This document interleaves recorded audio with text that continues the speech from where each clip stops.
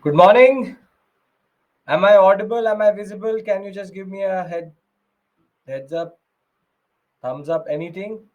Good morning. Good morning, Rishabh. Good morning, Sudhir. I'm audible. I'm visible. Yes. No. Yes. Perfect. Very good. Okay. So we'll wait 2 to 3 minutes, and then we'll begin our analysis for today. You start a journey with me today, which is called Ancient Medieval Art and Culture, and we'll see how we'll go about that. Okay. I'm good. I hope all of you are doing well. Some of you, I think I'm meeting for the first time. Some of you have already done modern with me previously. We'll discuss that. Who is new, who is not new.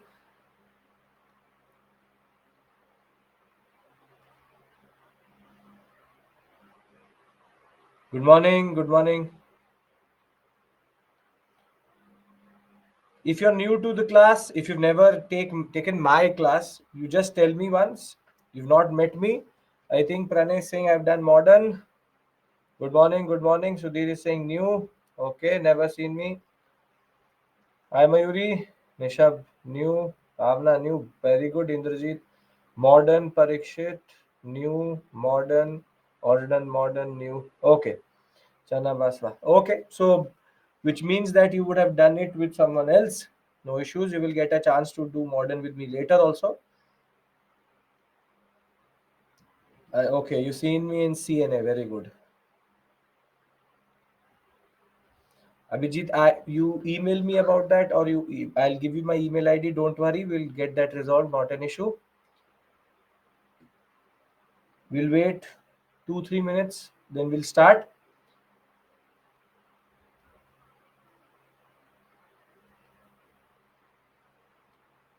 Good morning, good morning,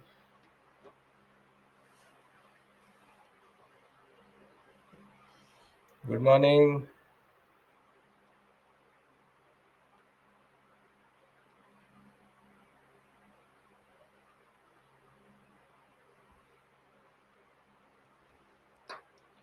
When will medieval, first ancient, then medieval? Bhavna, I'll tell you how we go about it. 7, 7, 10. Total 24 modules, we'll talk about that. I will teach all three ancient, medieval, art, and culture. Don't worry about that. All three is with me only.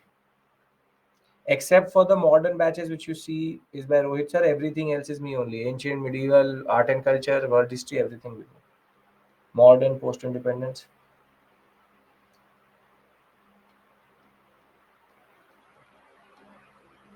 Okay, so I think half of you are the ones who have done modern with me, and half don't know who I am or have seen me in CNA or generally in different contexts. So my name is Abhishek Mishra,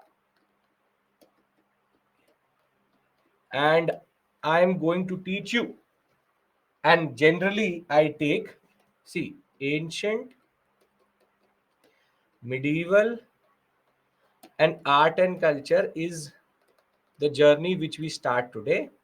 But I do take with you world history, which will come in between. I think in September 18th, I will start a world history batch.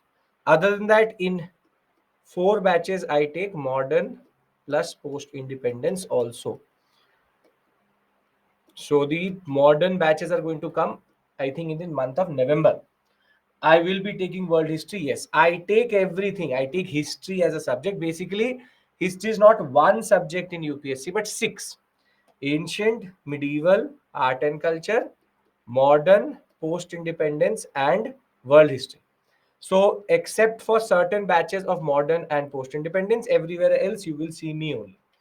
Now, the point is, if you haven't met me, if you've never seen me, why am I teaching history to you? Why am I qualified to teach you history? And what is my credentials that makes me the right person to take history for UPSC generally? So, some of you already know that, but just to introduce myself again, I've done my BA Honors History from in history itself from Sri Venkateshwar College, Delhi University. I'm the university topper of my batch when it comes to BA Honors. Thereafter, I did my master's from St. Stephen's College, Delhi University. Again, university topper of my batch for masters. Thereafter, I've done my MPhil also in history from the Department of History, Delhi University, and I'm basically a specialist of colonial history, specifically Portuguese and British history. So I know Portuguese language also. I've done an analysis on Bombay and Goa vis-a-vis administrative history. If you go by my specialization, administrative, economic, labor, and generally I'm a modernist. Over and above that, I'm right now doing my PhD in history again, and I'm basically understanding what are called bureaucratic apparatus, colonial bureaucratic apparatus, and nationalism. How did nationalism affect the concept of bureaucracy, the ICS, what you want to be, which is an IAS? So basically, for the past decade or so, for the past 10 to 12 years, I've been doing history since 2009, 2010. And very simply, the point is that throughout this period, I have taught for 6 years in Delhi University as an assistant professor. I was last in Hindu College, then I've taught in LSR, in SGTB Khalsa, College of Vocational Studies, a lot of different colleges in Delhi University. And over and above that, the period in which I was teaching as assistant professor, I was also mentoring a lot of students for UPSC. So for the past 2.5 years, I've been here mentoring my students, making sure that history does not remain that scary subject as we know about it, because there's a lot of misconception about it. So very simply, I have been doing this for a very long time, so I know what I'm doing. So there will be a lot of things which I will tell you, which may not go with what you see in, for example, Spectrum, what you see in standard books itself. So I have a certain plan chalked out for you. So don't have to worry that why am I teaching you that at what level? Because throughout the period I teach you, I modulate in the sense that I sometimes at UPSC level, then I go to optional level, sometimes I go at academic level, then I come down. Basically, the 7 7 10, which is 7 modules of ancient, 7 modules of medieval, and 10 modules of art and culture, I've planned them in such a way that you don't have to go to any other book. I'll tell you what are the books, this and that. The simple point is that don't worry about the resources. Don't worry what I'm saying is right or wrong, because there's a general tendency to Google a lot of things. Don't do that. So very simply, ancient is what we start today. But before we do that, three basic rules of my class. Very simple. So I welcome you all to this basically 1 month journey, every Saturday, Sunday, every Saturday, Sunday. And the three basic rules is that if you've seen my CNA also, I do it in the same way. I will give you basic understanding.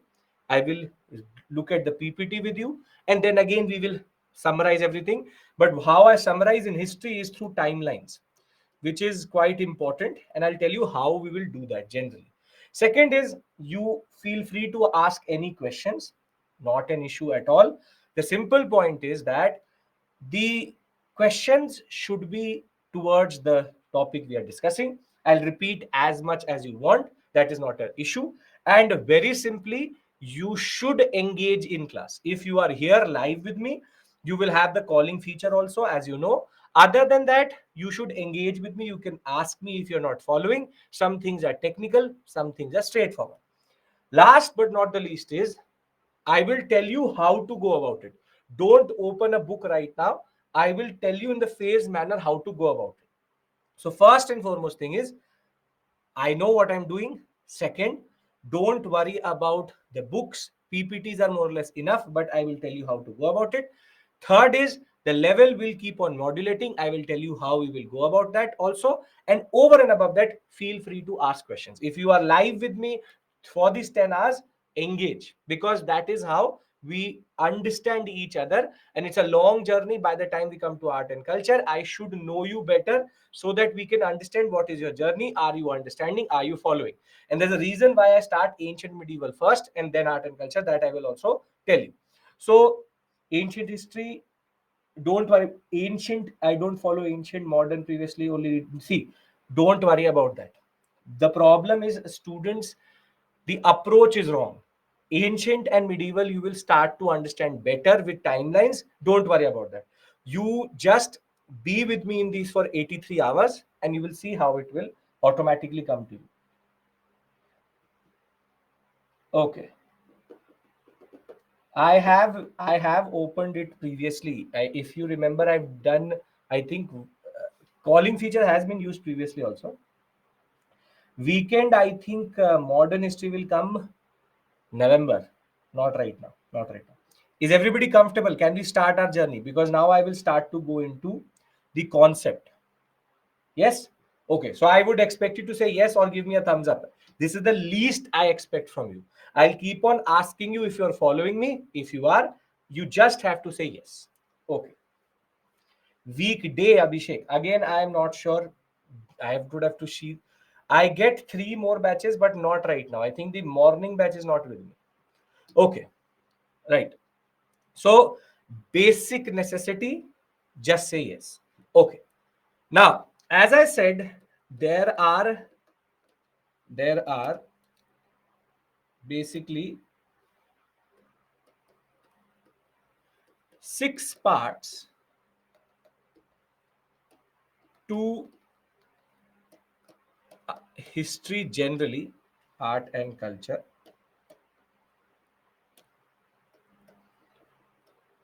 Now, please pay attention because you need to understand something here.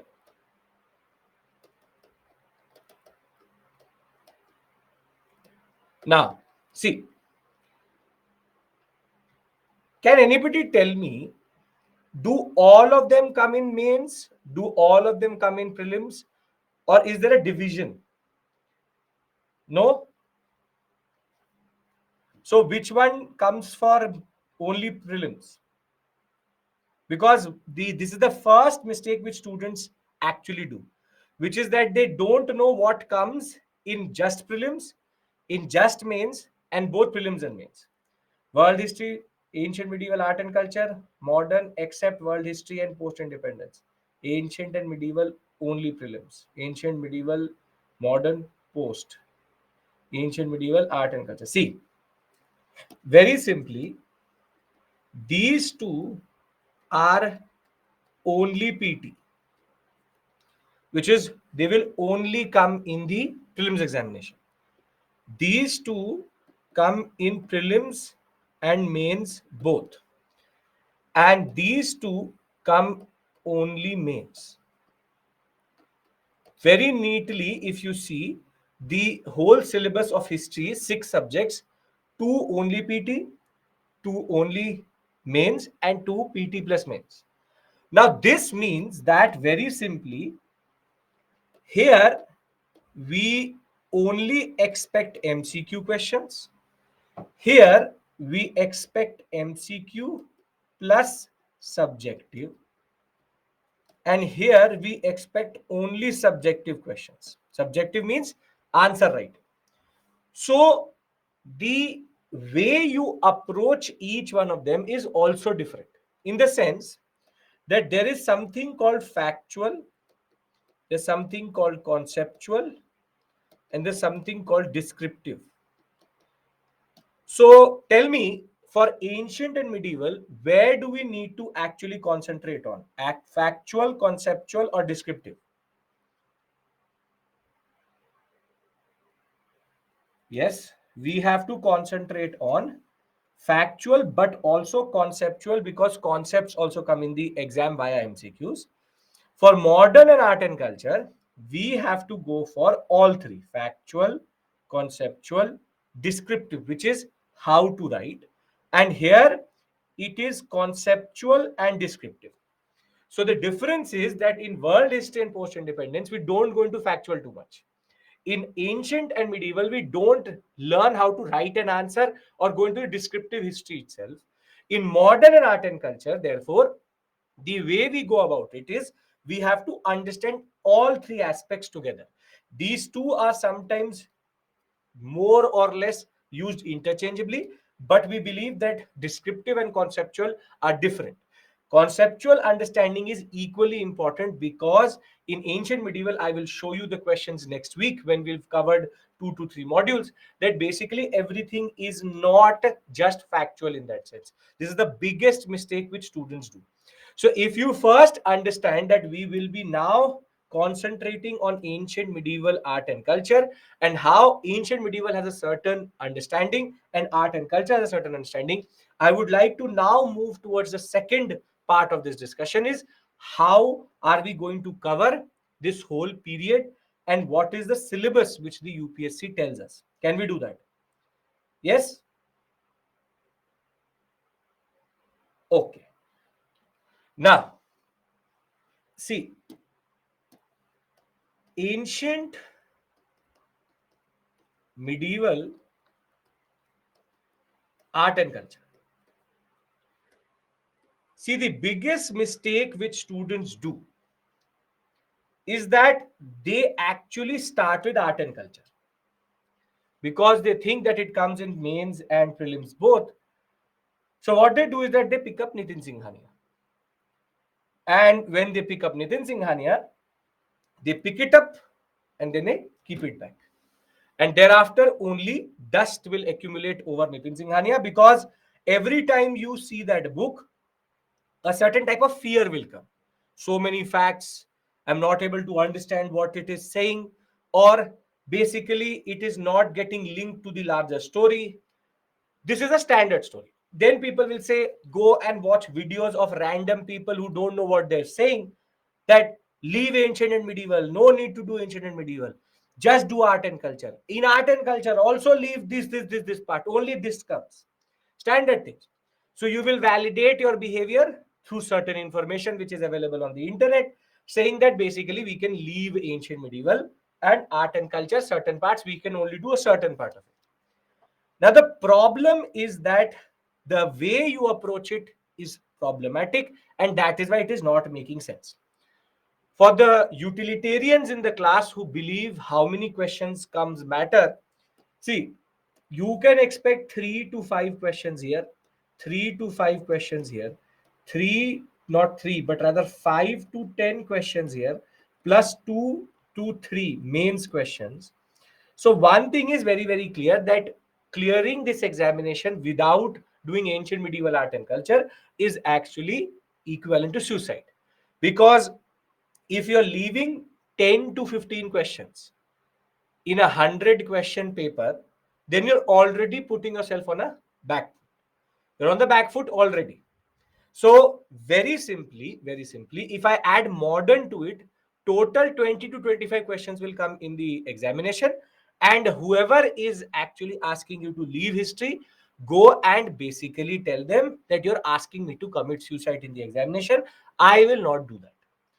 So very simply, the problem which students actually develop, and I'm giving time to this because I want you to understand how we are going to go about it, is that without doing ancient and medieval, art and culture will not make sense. That is 110% guarantee. Because what students do is that they don't know where is Gupta period, where is the Pallavan period, who are the Cholas, are there two types of Cholas, who are Indo-Greeks, who are the Kushanas. They have no idea of Sangam polity, they have no idea of Indus Valley civilization, and then they go and do the art and architecture of that civilization. So the problem is that because you don't know where they are, what are their characteristics, the art and culture first 3 chapters, which is architecture, sculpture, painting, dance, music, all makes no sense, because all of them are actually grounded in ancient and medieval. Because when I'll be teaching you ancient medieval, I'll be discussing political, economic, social, but cultural I will not teach you. I will teach you culture and art and culture. Same for medieval. So very simply, what basically you are doing for an equivalent in polity is that you are learning polity without knowing the constitution. This is the exact same thing which you're doing without doing ancient and medieval and doing art and culture. If you don't know what is the period, how do you learn the culture of that period? So that is why our journey will first start in ancient, medieval. I will give you in every class timelines. I'll give you a master timeline for ancient. I'll give you a master timeline for medieval, and then we will do art and culture. Then you will understand where does that period actually go through and how it is an evolution, how it is a continuity, and how it is linked to the larger story. So the first point is we have 7 modules of ancient, 7 modules of medieval, 10 modules of art and culture. Ancient, today we start with what is called prehistory. I will discuss all these terms with you, plus Indus Valley civilization. Then we will discuss Vedic and Mahajanpada. Thereafter, we will shift to what is called 6th century BCE, which is the only module which is basically based on religion, Buddhism, Jainism. Thereafter, we will go into Maurya, post Maurya, then Gupta, post Gupta. I will tell you how the periods also come through. In medieval, we will discuss what are called early medieval dynasties, Pala, Pratihara, Rashtrakuta. Then we will go into Delhi Sultanate. Once we're done with Delhi Sultanate, we'll go into Vijayanagara, Bahmani. And once we're done with that, two modules on Mughals, 1 and 2. And thereafter, we will discuss Marathas, Sikhs, and Bhaktism and Sufism. Bhakti Sufi basically is art and culture, but it makes more sense here. Thereafter, 10 modules of art and culture we'll discuss when we'll reach that. The simple point is this is what we have to cover first. It will take us more or less today, Sunday, and next Saturday, Sunday to cover ancient, and then the same Saturday plus Sunday, or rather Sunday plus Saturday, Sunday, meaning 1 week plus the next one to do medieval. So this month and the first part of September we'll be doing ancient and medieval, and then the last part of September we'll be doing art and culture. In a weekend we mostly cover 5 modules. That is why seven will take us more or less 1.5 week. So don't have to learn this, don't have to worry about this, but I'm trying to give you a taste of what we are going to do. So is this basically clear? Because I want to now move to the syllabus and the book, the $1,000,000 question: which book to read, when to read, what to read, if not to read, if yes. Can we discuss that? Yes. Is this clear? 7, 7, 10, don't have to learn this. This is nothing. It is just to give you a basic understanding. Yes? Okay, perfect. Now, let's look at the syllabus. What does the UPSC want you to learn? Now, UPSC is notoriously, or whatever you want to call it, never gives a very specific syllabus. The prelim syllabus, if you will look at it, it generally says the following: history of India and Indian national movement. History of India and Indian national movement. History of India now basically means for us ancient, medieval, art and culture, and modern. Indian national movement means what period? What period do we specifically call it as the Indian national movement? Between what to what? What to 1947 is Indian national movement.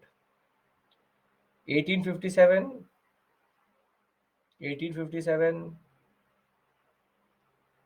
anybody else? 1857, 1857, 1857, 1875, 1905. Ajay, very good, perfect. See, 1885, not 1857. 1857, if you have done modern with me or if you've done separately, 1857 is not part of the national movement. It's a restorative rebellion. It creates the context for nationalism, but it is the formation of the INC which we see as the starting point of nationalism in India, and specifically the Indian national movement. So 1857 is an important moment, but not the national movement itself. National movement is 1885 to 1947. Separate issue altogether. We'll discuss it later when I will be teaching you modern in weekend or in weekday in the later part of the year itself. Now this means that there is vagueness. There is no specific thing which has been written for ancient and medieval or art and culture. So very simply, UPSC has not told us where should I start as a teacher. It has not told us where I should stop as a teacher when it comes to the period of the ancient or medieval. It has not given me themes. It has not given me topics. It has not given me anything. Same is true for other topics also. But for history, history is vast, but they've generally not given us anything. Now, the simple point is this means that it's open ended. And I have to cover with you more or less everything, but in a certain way. So, the first point is there is no set syllabus. So, don't look for a syllabus online. Now comes the $1,000,000 question: book. Which book to read? Now, we would have sent you, or would be sending you, or in the process of sending, or you would have seen a book called R.S. Sharma.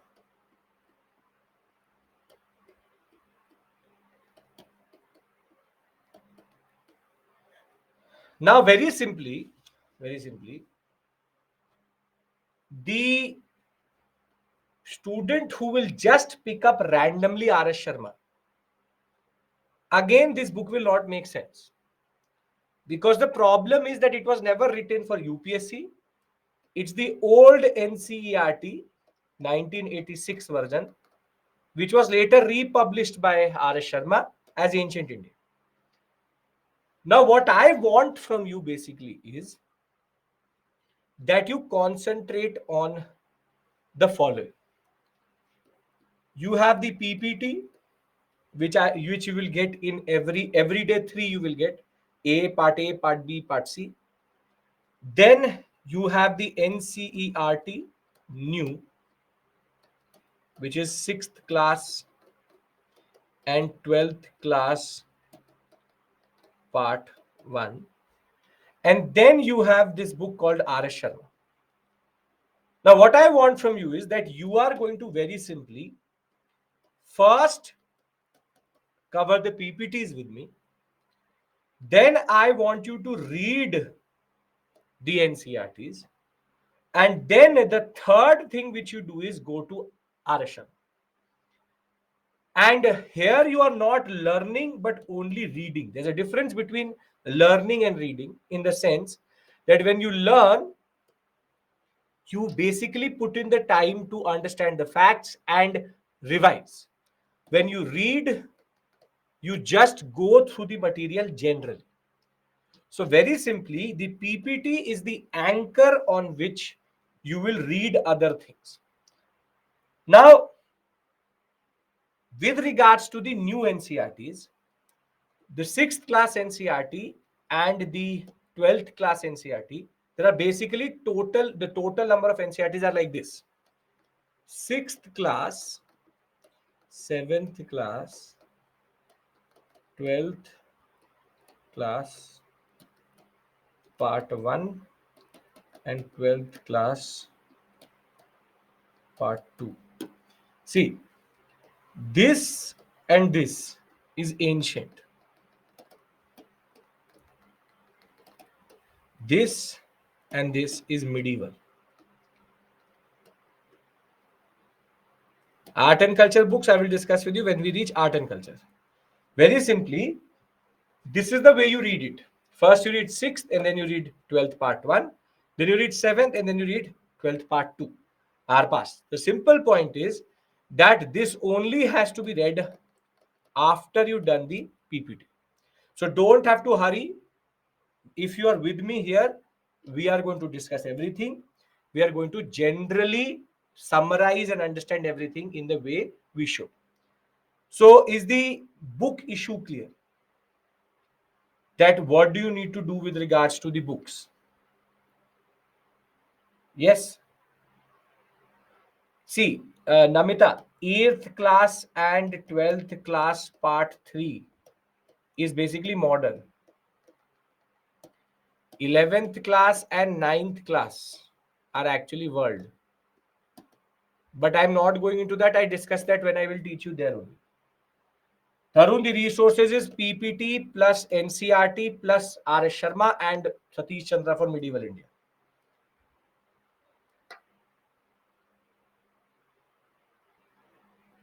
I will tell you that, Sudhir. I'll tell you that what to do about it.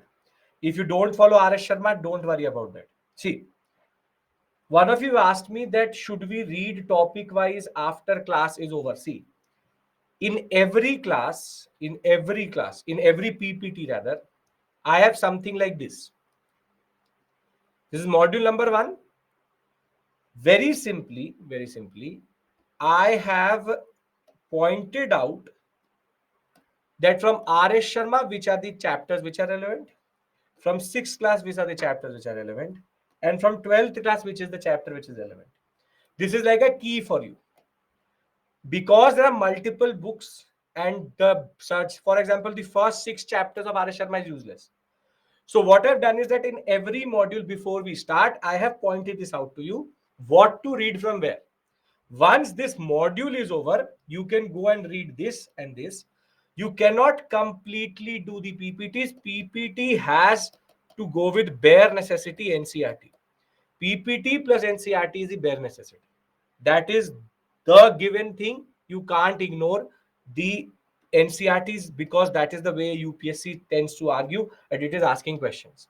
So, module number 1, I have given you a key. I give a key for every what we call as module.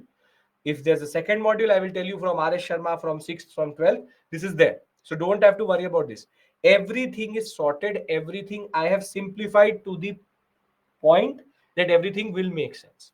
So we have discussed the syllabus, we've discussed the books, we've discussed the structure, we've discussed the 7 to 7, 7 plus 7 plus 10, and we've discussed why there is an issue in understanding ancient medieval art and culture, because we do not, everything will be provided to you. This slide, everything, this, you, if you are new to this, understand this, that what is going to happen is that once you want to take a screenshot, sure, why not? You wanted this. See, when I will stop, when this part A will automatically stop from my side, you would have got unannotated PPTs already. That would be in your dashboard already. Unannotated means that it is in black and white. This is called an annotated PPT in the sense on which I write. Once I will stop this session part A, automatically the PPT will be generated within 1.5 hours and it will be available to you in PDF form. So everything which I write down, don't write it down again and again. I am telling you one thing very clearly. Do not make this class into a radio. I want you to concentrate towards me. I want you to concentrate towards the screen. Don't make running notes because I'm making notes for you. Do not keep your head down and listen to me because this is again a video. So please do not just keep on making notes like this. It's not a college class. Listen to me, understand with me. Everything I'm writing is going to be given to you. So if we are clear about the ground rules, can we now begin our discussion with regards to the first module? Yes, can we start our first module? Before we do that, I'll try to do one thing, which is that I will try to show you the live call feature. So I have right now enabled the calling feature. Now, if you have a question, you can just send a request with regards to talking. And there are 3 basic rules here. You can send me a request to me and I will accept it. There are 3 basic rules before you do that. First, it has to be topic related. It has to be topic related. I am not Google. Second, and the most important, you have to speak in English because that is a very important part of your personality development. Because I am hearing you, everyone else is also hearing you.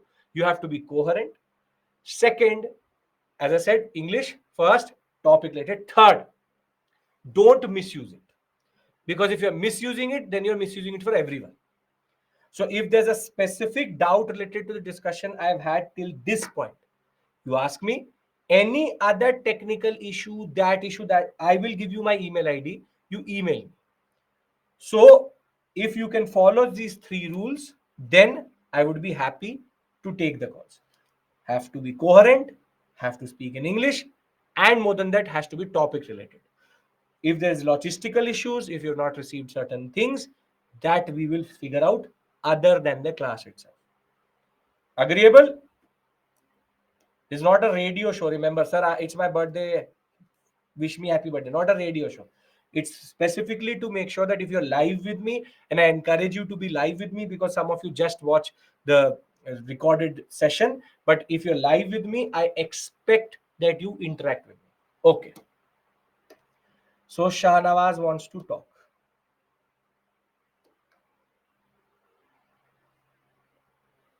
Hello. Hello, Hello? good morning, sir. Hello, good morning, sir. Shahnawaz, can you hear me? Yes, sir. Hello, good morning, sir. I'll call you back one second. Okay, sir.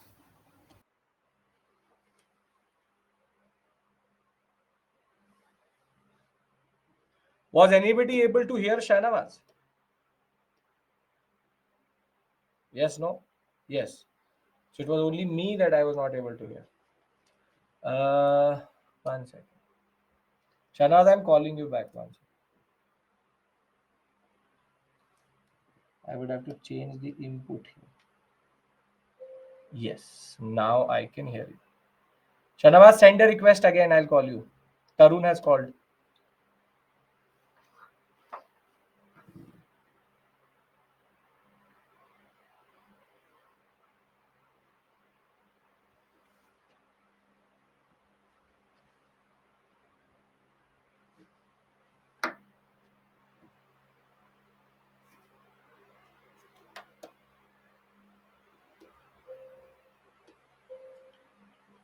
Tarun is not picking up.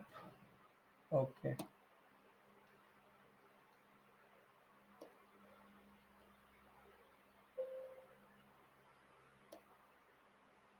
One second. I'm just checking the output.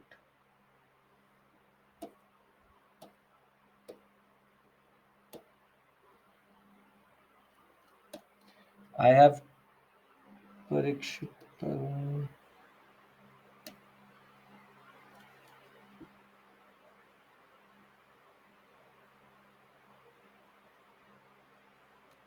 Call rejected.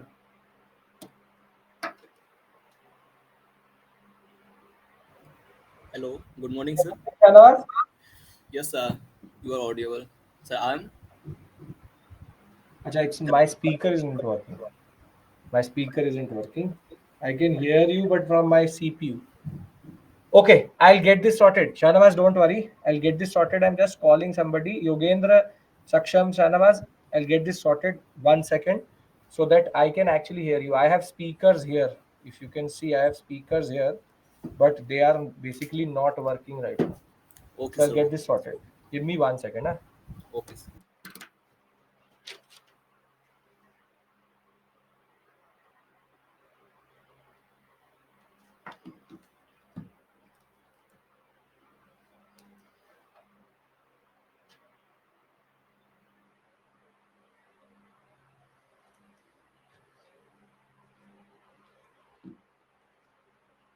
Okay.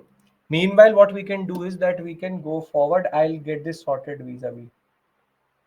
Use headphones, it may help. Praful, the point is that they've given me these big speakers. ये नहीं चल रहा है.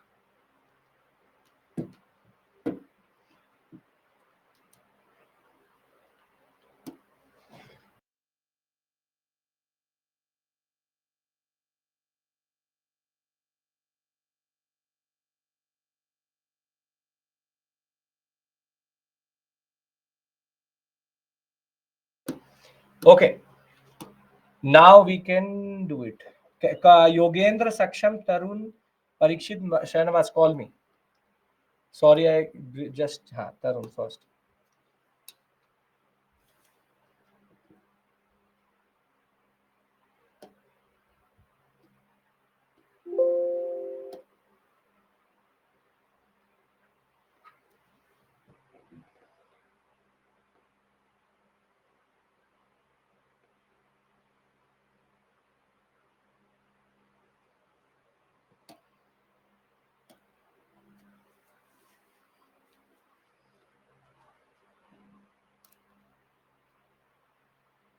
Shahnawaz, there's a call which is going to you. Yes, Hello. yes, please tell me, Shahnawaz. Hello, good morning, sir. Good morning. Sir, what is the macro level syllabus, sir, of prehistoric times? Because now we are starting with prehistoric. So first, tell what is the macro level syllabus, such as periodization of Indian prehistory, then source of prehistory, Paleolithic, then Mesolithic. So, That we will do. We are going forward. I have to tell you that prehistory is Paleolithic, Mesolithic, Neolithic, Chalcolithic.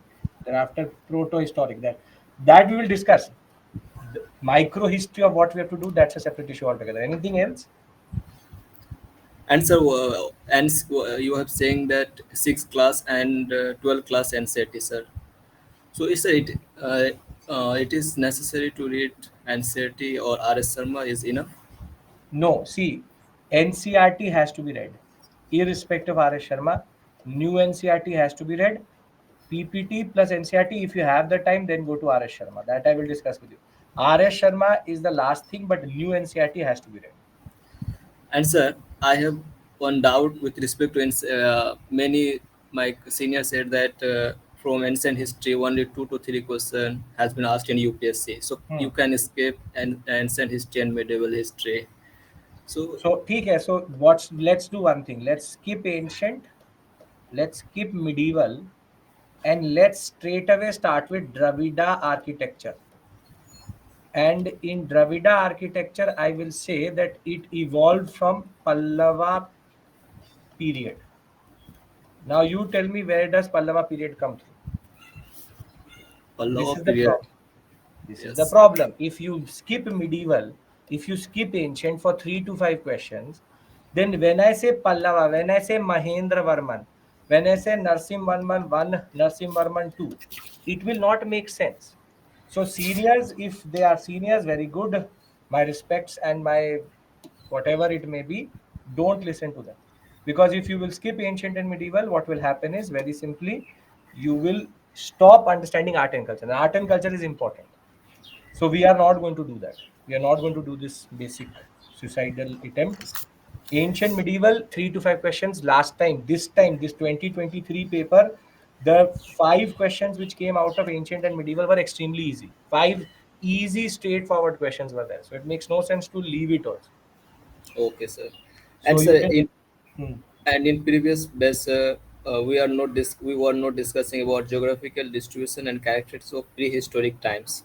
So So in this why do you batch, need to do that? Are you doing optional history? no sir, it is mentioned in syllabus, na history syllabus. कहाँ लिखा है?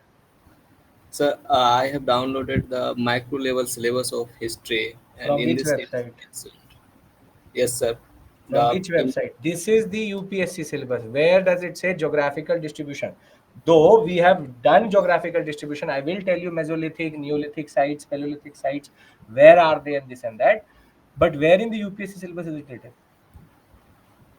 so but yes, in UPSC syllabus, sir, it is not mentioned, but in one website of 2029 and 20 it is mentioned, so I Yeah, this is Shatavas. This is why I told you. That is the problem. UPSC has not given anything.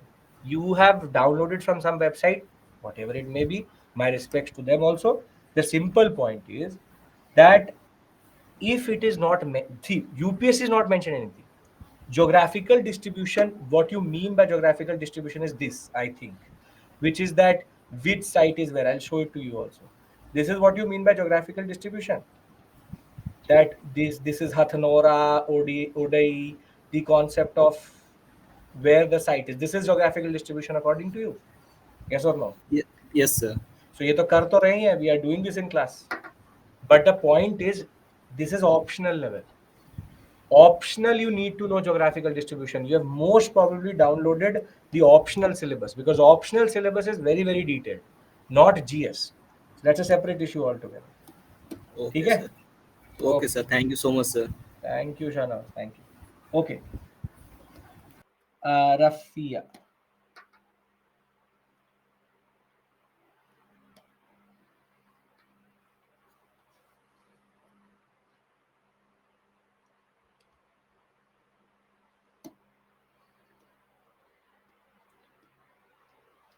Sir, one request, please amplify the sound in the laptop. 42. Shushmita, the students have to speak louder. It's not based on me. You have to speak louder. Rafia, you're not picking up the call.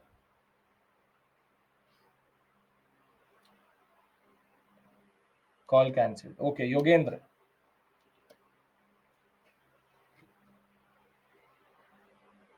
We'll do this for 2-3 minutes more and then we'll move on.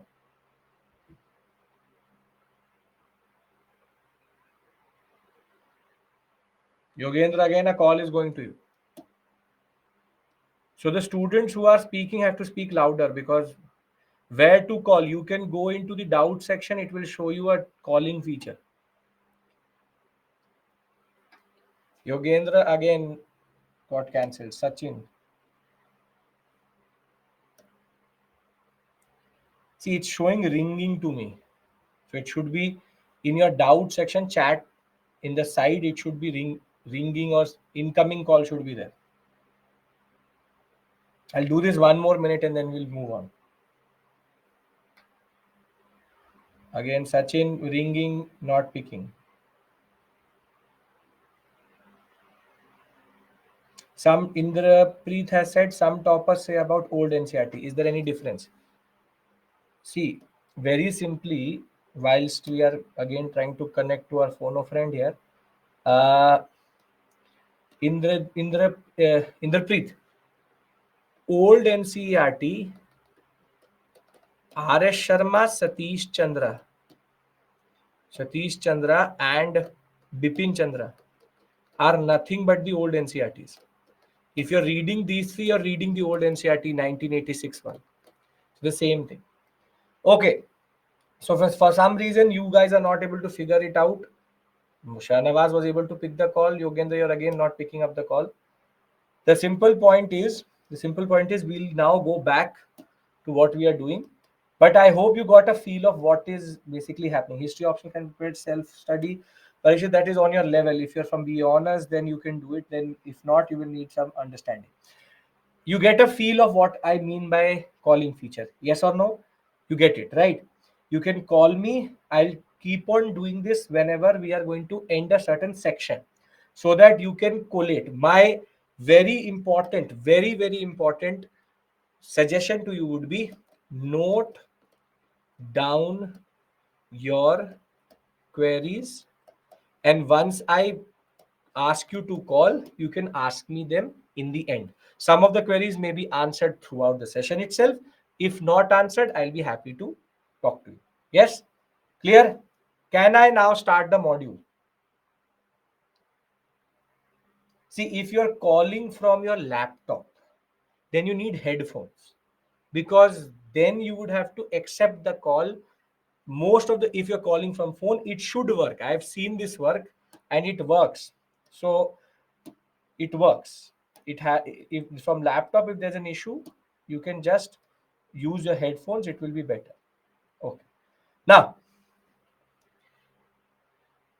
we have given quite a lot of time to understand why, as Shahnawaz also pointed out, why we should not leave ancient medieval. We shouldn't be a utilitarian right now, because if you start a tendency of leaving things, then you'll start to leave a lot of things. You just have to concentrate on 2 to 3 standard things. Sir, how to learn terms, facts? I will tell you that. Sachin, don't worry about that. How to learn facts, what is this way to do it, how to revise, everything I will do. Trust me, by the time you come out of art and culture, you will not be scared of this subject itself. Now, very simply, we are now starting module 1. Now, when we talk about module 1, very simply, we need to understand what is called prehistory and Indus Valley civilization. Indus Valley civilization is one of the most favorite topics of UPSC, and module 1 is going to very simply cover this. Now, there's a problem. There's a problem, and now I want to discuss that with you. 2024 aspirants, what's the time I must be done? Sakib, I'll discuss that also. First, listen to. Now the problem is that UPSC has not told me where should I start from. Where should I start from? One second.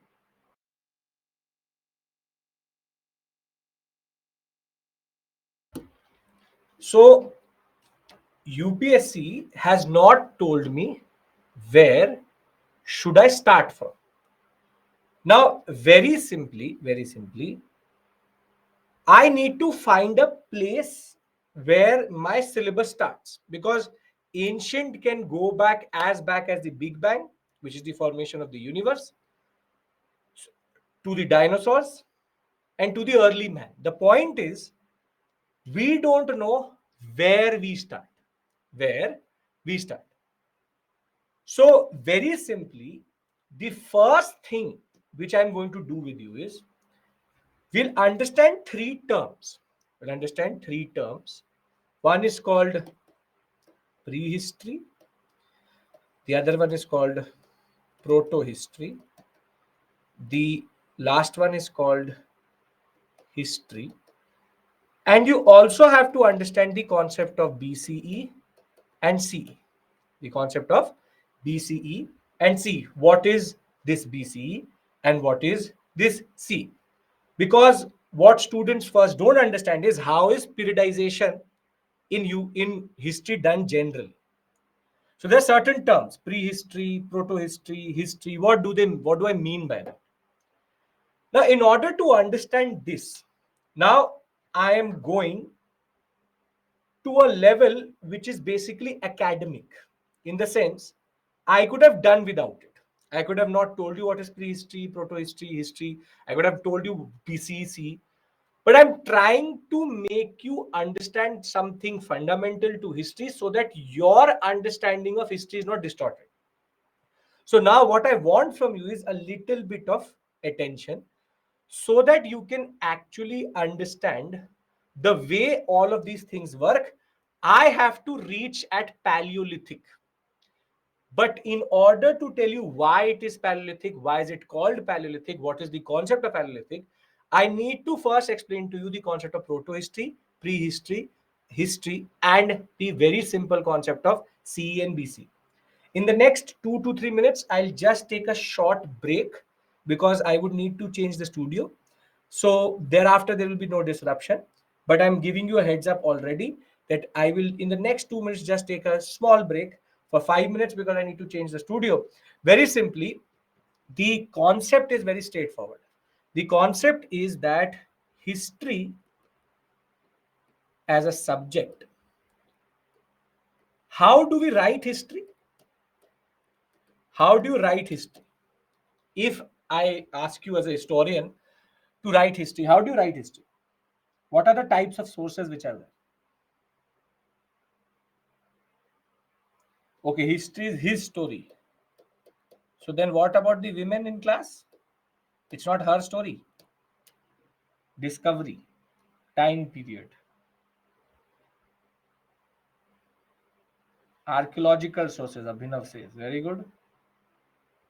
Other than archaeological sources, what are the other sources? Paintings, ancient manuscripts, theories, changes, scriptures, coins, literature, monuments, text, pre and proto. Pre and proto what? Monuments, text, to know your previous generation. Mythology is history, Hardeep, very good. Study of past events, verbal, anecdotes told by people, drawings, foreign accounts, events, excavations, facts, and monuments. See, we can very neatly divide into two parts. Sources in history is either archaeological or are literary. Archaeological basically means material remains, and this means texts and manuscripts. What do you mean by material remains? See, I am standing in this room right now. So there's a vacuum in front of me, there's a pen, my phone, bottles, a camera. Now, what happens is this building collapses right now. And after 1000 years, the archaeologists, after digging for quite a long of time, find this vacuum, find this pen, find my bones, find this phone, find this bottle, find this camera. Then, very simply, what they found is called material remains, archaeological artifacts. Somebody would say that these are tools, somebody would say this is fossil. Very simply, whatever is the material remain is called archaeological. In archaeological, there are two specific types also. One is called coins, which is called numismatics. We will discuss that in art and culture. And the other one is called inscriptions, which is nothing but epigraphy. Epigraphy is the understanding of inscriptions. Now, inscriptions fall in between archaeological and literary because the inscription itself is a material remain, but what is written on it is literary. Now, the point is that this is the two ways we study history. Why am I telling you this? Because if you understand this, you will understand the term prehistory, protohistory, and history better. Very simply, either you have something which you can touch, which is archaeological, or either something which is written. Which is easier to understand, archaeological or literary? Which is easier to understand, archaeological or literary? Literary, because if you understand the text and the script, then you can automatically get to know what the person is saying. The problem is that if this is left behind, is it a pen? Is it a needle? What it is based on your interpretation. But the biggest problem with history right now, or with our history, is 99% of history is very simply archaeological. Only 1% of our history is actually literary. In the sense, out of everything which is called history, only 1% of it is actually written down. 99% of it is actually based on material remains from the first time the universe came into existence, to the fossils which we find for dinosaurs, to the early man, till Indus Valley civilization. We call it prehistory. So the simple point is that there are three terms which you need to understand, and one is called prehistory, one is called proto-history, and the third one is called history.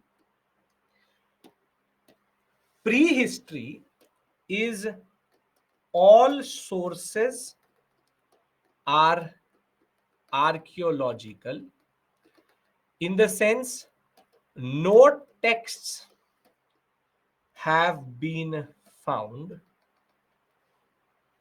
Proto-history is when you have archaeological sources plus early writing, and history is when you have proper literary sources. In Indian history, till the Indus Valley civilization, we call it prehistory. I'll tell you why, separate issue altogether. After Indus Valley civilization, the IVC, Indus Valley civilization, is only called proto-history. And after the Vedic period, everything is called history. Now you will ask me, sir, why are we doing this? Why are we wasting time over these three terms? We are doing this because in your mains examination, when it comes to art and culture question, or for example, when it comes to a prelims question, they will write, for example, in the context of prehistoric period. If you don't understand what does prehistoric actually mean, then this whole process is futile. Why am I trying to explain this to you? Because students don't understand the terms which are written in the paper itself. When I say prehistory, I mean everything which is written, or history which is written via only understanding tools, this and that. When I say history, it means the period in which we start to get textual sources, the first source being the Rig Veda itself. So, are we clear with regards to if in the examination it says prehistoric? Do you understand what it actually means? Yes? Okay. You understand that also. Very good. Now, if we understand these terms, and I will explain these terms once more, once I've told you the concept of time, we can now shift to the second aspect here, which is the concept of time. Everybody is following me till this point. We are at a little bit of an academic level. I will bring you down to UPSC when we will need to do that. Right now, I'm trying to explain to you what are we trying to do with regards to sources, history, generally. Everybody is following me till this point. Yes, no, you have to say something. If you're in class, you have to be more vocal. Come on. Yes, good. Now, very simple. Now, I'm going to discuss a very fundamental concept with you, which is the concept of BCE, CE, BCAD. Now, before I do that, tell me one thing. Right now, it is 11 to 20th August 2023. So, the time is right now 11:02 a.m. Now, tell me one thing. Except for your clock, your watch, your laptop, where is it written that it is 11:02? Is there any tree which is giving you the time of 11:02? Is there any Akashvani which is happening that somebody in the sky says that it is 11:02? If even the sun tells you the time, Hardeep, is the sun saying that it is 11:02, 11:03, something like that? Is there any natural phenomenon which says that it is 11:02, or there's a leaf which says that it is 20th August 2023? Nowhere. So very simply, time is a man-made concept.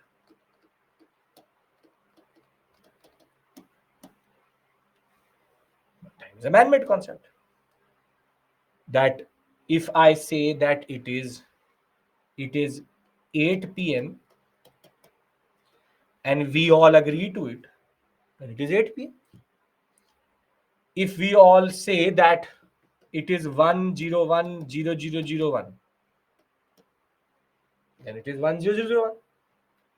It's just that you and me have to agree to it. So basically, time, date, calendars are a consent based thing. We all agree that it is 20th, so it is 20th. We all agree that it is 11:04, and it is 11:04. Can we all agree to the fact that time is a man made concept? You all can agree? Yes, we can. Very good. So now we all have agreed that the concept of time is fully man made. Okay, great. The one second.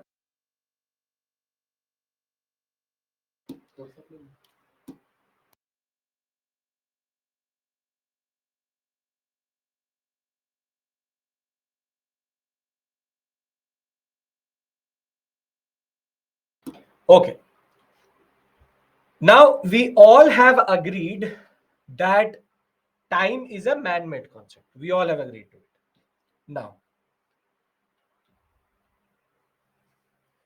when I wrote this date, there was something missing in this date. Can anybody tell me what is the thing which is missing in this date? What is missing in this date? Not day. Very good, Hardeep. Very good, Ranjit. Very good, Shushmita. Very good. It is basically not 20th August 2023, but 2023 CE, or what we call as AD. Basically, you and me are in 2023 CE or AD. Now you will say, sir, why is it CE? What is this AD? What is this concept of CE and AD? So, in order to understand this, see, firstly, understand this. See, the first concept was before Christ and Anno Domino. Before Christ, Anno Domino. BC, AD. Domino, Domini, whatever you want to call it, which means the year of the Lord. Lord meaning Jesus. Now, BC AD was the first concept which emerged, and the concept was very simple. It's like a number line. The birth of Christ is taken as 0,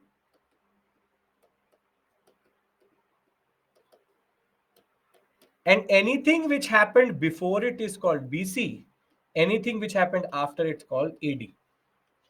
Now you will say to me, sir, then where is this 0? Where is this 0? Now, very simply, wherever the Christians argue, because this concept is just a Christian consensus, when they say 0, it is 0. Try to understand this. Anything which happened before Christ is BC. Anything which happened after the birth of Christ is called AD. But the problem is, where do we find this 0? Now, the point is, the 0 is wherever the Christians want it to be, because it's a consent based concept. You agreed with me that time and date is all a man made consensus. So, the 0 basically is where Pope Gregory argued, and that is why this is called the Gregorian calendar. We follow the Gregorian calendar. Gregorian calendar is January, February, March. This 23, 20, 2022, 2021, 2023. This is the concept of Gregorian calendar. It's called Gregorian because Pope Gregory of the Catholic Church or the Church argued that we are going to follow this concept. And he said that 0 is the birth of Christ. Anything before it is BC, anything after it is AD. So the simple point is, it is a Christian consensus. It's a way of understanding time. Way of understanding time. This is how you understand time. So is this point clear, that where does this concept of BC AD come from? It is basically linked to the Catholic Church. It's a Christian consensus. Pope Gregory brought it through. That is why it's called the Gregorian calendar. BC AD is based on the concept that birth of Christ is 0. Don't ask me when is birth of Christ, because when the Christians argue it is the birth of Christ, they call it 0. So are we clear with regards to where is this origin of this concept of time, which is BC AD? Yes, because we use it and historians also use it. Very good. Now tell me one thing. Concentrate. This is the only technical part. Thereafter, it is quite easy. For a country like India, for the Indian subcontinent, let's take it generally, does birth of Christ actually have any relevance? No, because we had Vedic Brahmanism, we had Buddhism, we had Jainism, we had even Islam come through. Christianity was the last to come through. So very simply, when does birth of Christ come through in West Asia? Doesn't really matter to our Indian subcontinent. So very simply, this concept is a very religiously charged concept. It is a Christian concept. So what the historians did was they wanted to remove the Christian connotation, and they just changed the name. Only they just changed the name, and they made it into BCE and CE, before Common Era and Common Era. The concept is exactly the same. The name is different. That's it. If examiner writes AD, it means C. If examiner writes BC, it means BCE or BC. Very simply, the concept is still rooted in the concept of Gregorian calendar. It is based on the concept of how we understand time. This is a very simple point you need to understand, that it is based on the Gregorian aspect here. If we are clear with this, I will tell you what really matters to us is how you look at time. If you understand the origin, again, don't have to learn this, have to understand this. Will not come in the examination. It is to just increase your general knowledge. Okay, very good. Now,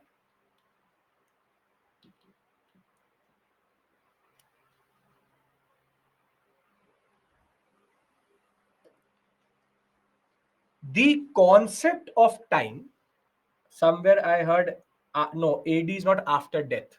Very, very simplistic, rude, crude, very crude understanding. No, no.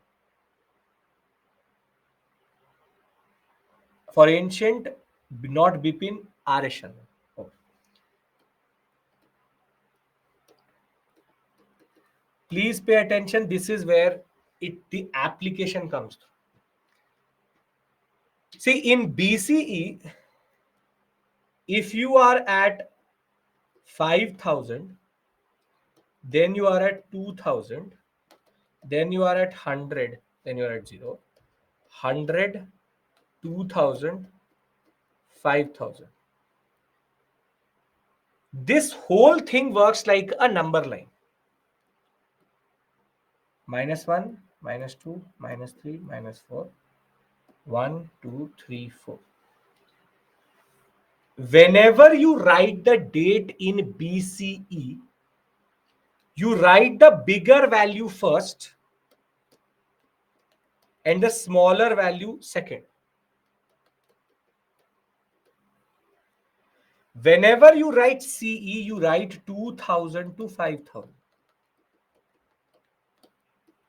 This is because in BCE you are moving towards 0, and in CE you have gone through 0. So just to give you a very simple CSAT question, how many years are between these two dates, 2000 BCE to 2000 CE? How many years are there? Very good. 4000. Why? Because 2000 here and 2000 here. If you can understand this, my work is done. In BCE, the higher value comes first. In C, lower value comes first. Why am I doing this with you? Very simply, half of the questions can be understood, answered, and very simply grasped by understanding BC and C. Because in the examination, it will say 6th century BC. It will say 6th century C. And more than that, when in art and culture, you will be writing an answer, because you have to write the time periods. For example, you will say Mauryan pillars. So they will ask you, when did Mauryan pillars existed? A or B? It existed between 324 to 184 or 184 to 324. A or B?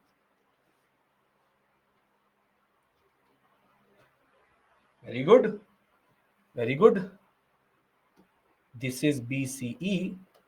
This is CA. So, very simply, BCE and CE. Kshitij, why did you write B? If you're writing B, very simply, this is why I want you to understand this concept. If you're writing B, then you're putting the lower value first. If you're doing that, then very simply, you are going from Maurya to straight away into what we call as post-Mauryan period. I'm going to make you understand this very simply again. If you're not following, tell me. What have I done till this point? First, syllabus, books, concept of prehistory, proto-history. Does anybody have problem in that? Yes or no? I'll tell you that, Chitish, don't worry. Anybody has problem in these things? Okay. Now, as of right now, we are discussing the concept of BC and C. Very simply, uh, Snehalata, what is your background? You are an engineer, you are doing humanities, commerce. What is your background? Meaning, are you good with maths? Whatever. What is your background? MSc. Very good. Now, in your when you're doing your MSc, you have seen a number line. If you've seen a number line, -1, -2, -3, -5, 1, 2, 3, 4, 5. Now, tell me, Snehata, in -5 and -1, which is the bigger value? -1 or -5? -1. Very good. Very simply, it is -1 because it is closest to 0. It is closest to 0. So this is 1 away, this is 2 away, this is 3 away, this is 4 away, this is 5 away. Here, 5 is the biggest value because it is the furthest from 0. This is the concept on which BC and C is based. In the sense, BCE and CE, everything is going to be based on the birth of Christ. Christ was born at 0. So before Christ and after Christ, or Anno Domini. Now, in this, if there is a value, for example, 10,000 BCE, and there's a value 5,000 BCE, which is the bigger value here? Or which is the closest to 0? 5,000. So very simply, you always write with the lower, with the higher. So you will write 10,000 BCE to 5,000 BCE. But if I write the same here, then it will become 5,000 BCE to 10,000 CE. See, you don't need to understand the mechanics of it. In between these two, there is 10,000 years because you all have, from BCE, we are reaching towards 0, and from 0 to 5,000. So, very simply, what you have to learn out of this is not solving questions. There's no CSAT question which is going to come. I'll test that and let's see if you've understood or not. Very simple.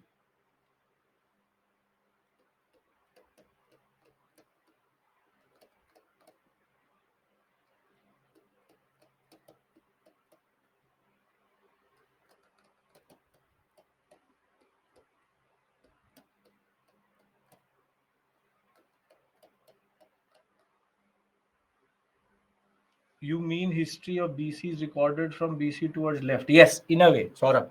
Don't go left and right, but basically the furthest away is the Big Bang, and we all have been moving towards 0, and now we are basically 2023 years ahead of the birth of Christ. We'll talk about that. Now tell me one thing. A, this value is in BC or C? If you can solve this, we'll move on. Very good. This is in BC. Very good. B, the value is in BC or C? C. Very good. These two values, BC or CE? Very good, BC. And this value, if you understand this, why am I saying this? Why? Very simply, sometimes in the examination, the examiner will be not kind enough to give you this. So I hope now you are in a position, and I'm giving you time to very simply understand this. I hope you are now in a position to very simply, even if not indicated, you'll be able to identify. You will be, if not indicated, you will be. Very good. Great. Perfect. So the first technical aspect is done. So we are in 2023 CE, which means that we are 2023 years, or it has been 2023 years since the birth of Christ. And it's not that you have to follow this. We don't have to follow this. If you want, you can start your own era also.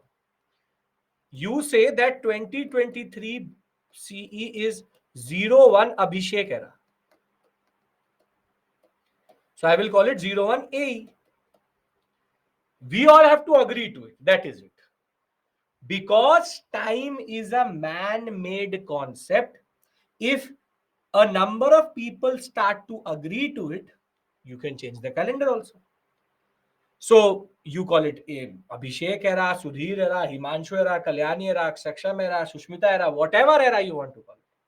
Very simply, you can have an alternative calendar in your home, wherein if your family agrees to it, you can just say that today is 2023 CE, but I will call it my era.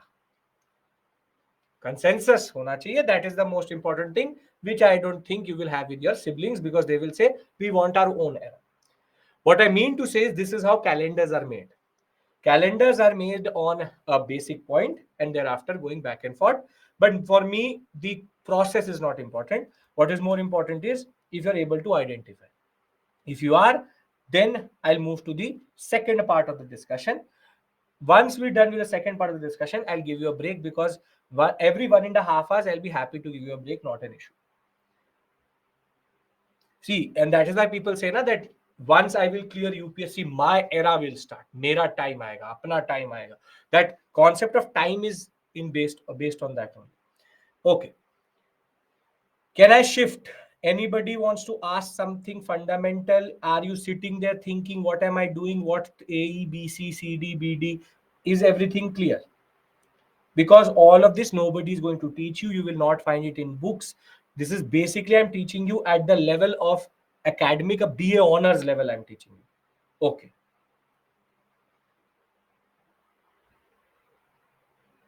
Okay. Perfect. Great, Snehallata. If you're following and you're enjoying, nothing better. Because if you actually understand it, it makes a lot of sense. History is not factual, it's logical. Okay. Now let's come to the second aspect. Now UPSC is giving me a problem. The problem is that I don't know where to start.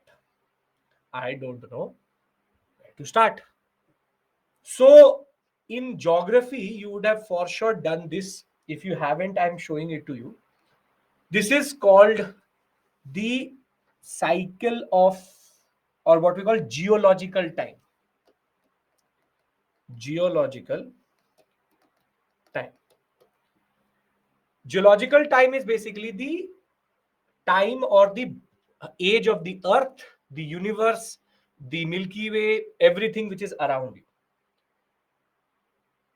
Now, firstly, tell me one thing. The Big Bang happened in BCE or CE?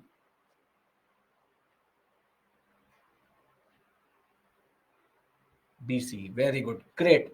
I'm extremely satisfied that you now understand the concept itself. Okay.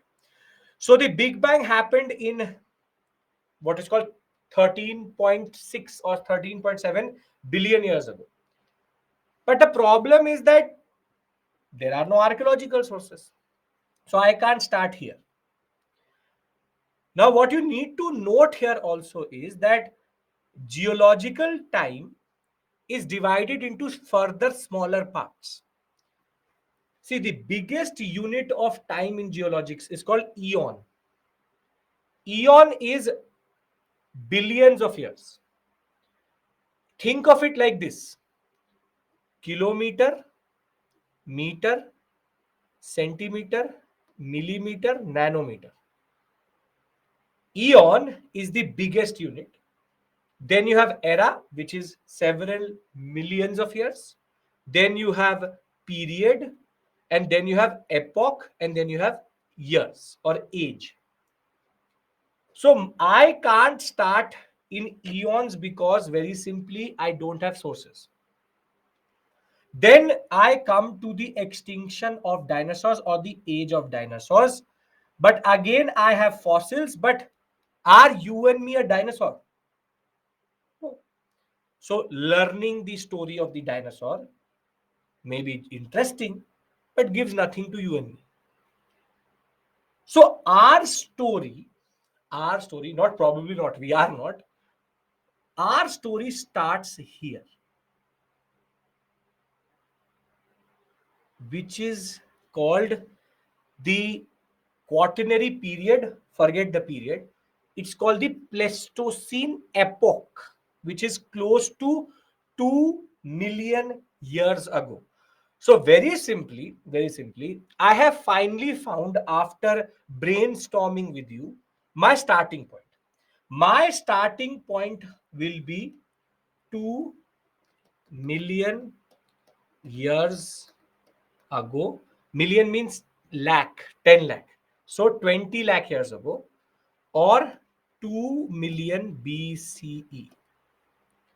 This is going to be my starting point because it is here that you and me start to emerge. Human history starts to emerge at 2 million years ago. Shushmita, yes. So 2 million years ago. This is, see how they've written. This table should not be read like this. It should not be read like this. It should be read like this. The starting point is here. We are moving towards zero.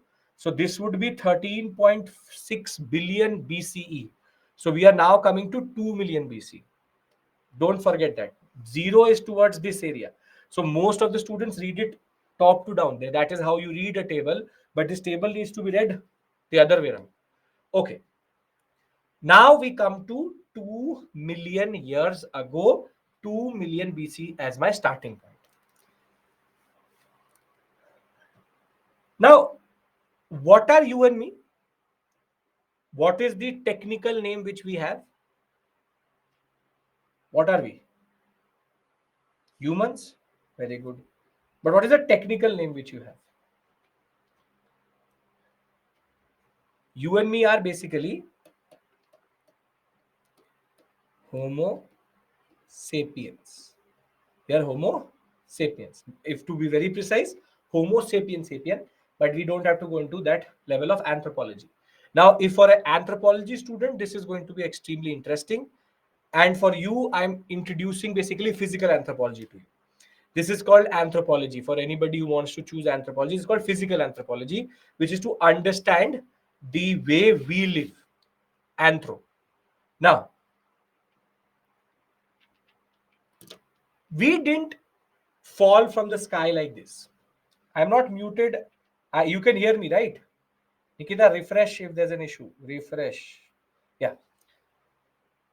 So you and me did not fall from the sky like this. We didn't fall from the sky like Homo sapiens. We have been going through what is called evolution. We're going through what is called evolution. Now, what do you mean by evolution? Evolution means that we emerged out of what are called apes and chimpanzees.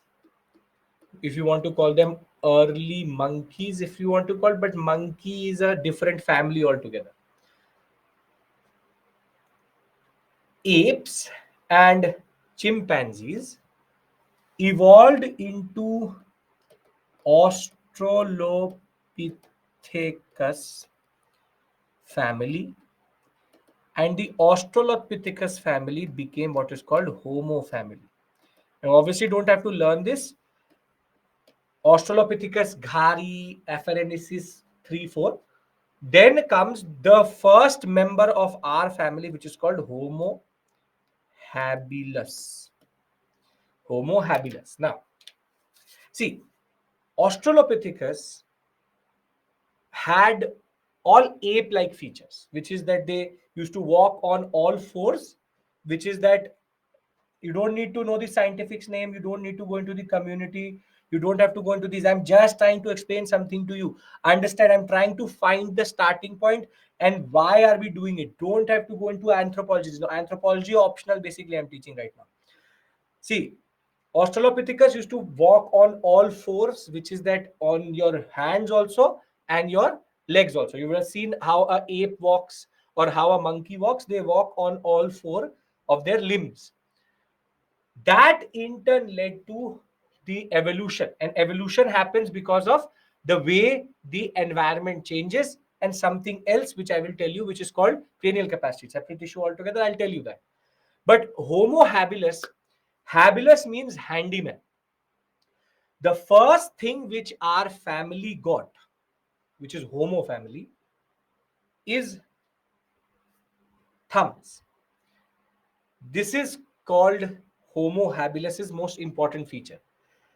Thumbs allow you to grasp things. Try to do it.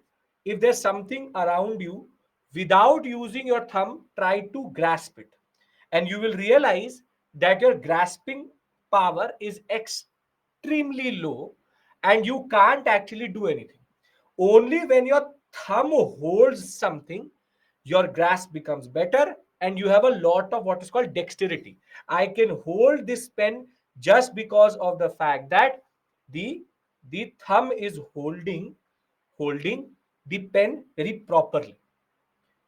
So the first member of this family was called Homo habilis because Homo habilis was the first one to basically develop thumbs.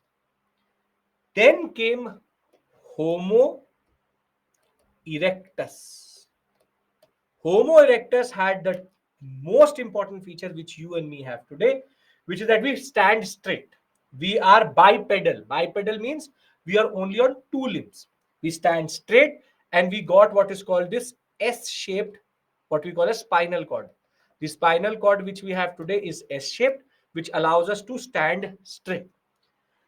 Homo erectus is the one which later evolved into Homo sapien.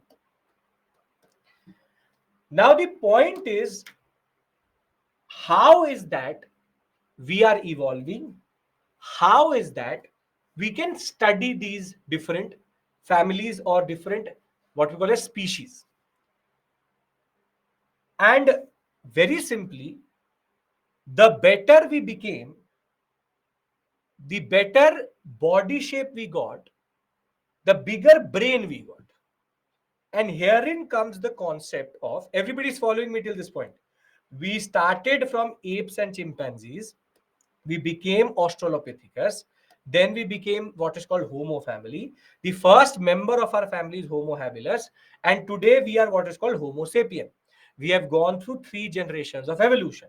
But this evolution just did not come with physical changes. It also came with a very important change, which is called cranial capacity increase. Cranial capacity increase means size of skull, which is taken in cc, cubic centimeters. See, when if I take my head right now and open my skull and try to fill it up with water, that is going to give me what? Area or volume? The amount of water which can be filled in your skull is area or volume? Is volume. Very good. Very simply, Cranial capacity or CC is a measurement of volume. So very simply, if I opened the skull of a Homo habilis, the amount of water which would go into his skull would be 800 cc, which is cc. If you own a bike, you would also know, or if you own a car, the car engine and the bike engines are also calculated in cc: 150 cc, 180 cc, 600 cc, 2000 cc. Basically, it's a measurement of volume. So if I opened the skull of a Homo habilis, it would come to be 800 cc.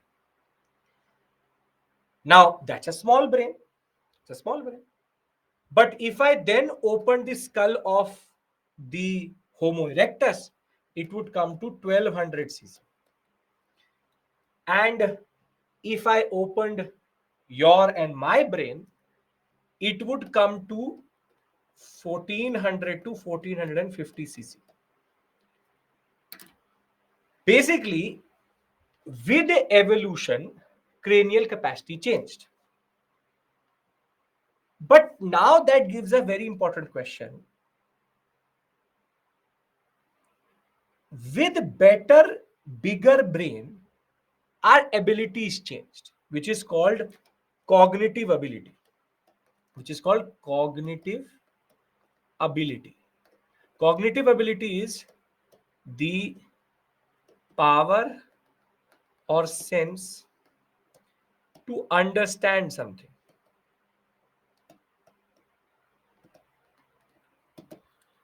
So for example, I take this phone, right? And I give it to a monkey. Will he able to understand how to use this?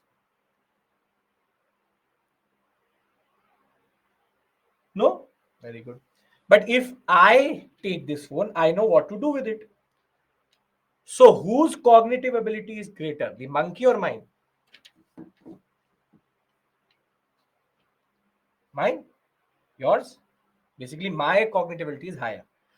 So cognitive ability is the ability to understand something. Is the ability to understand something.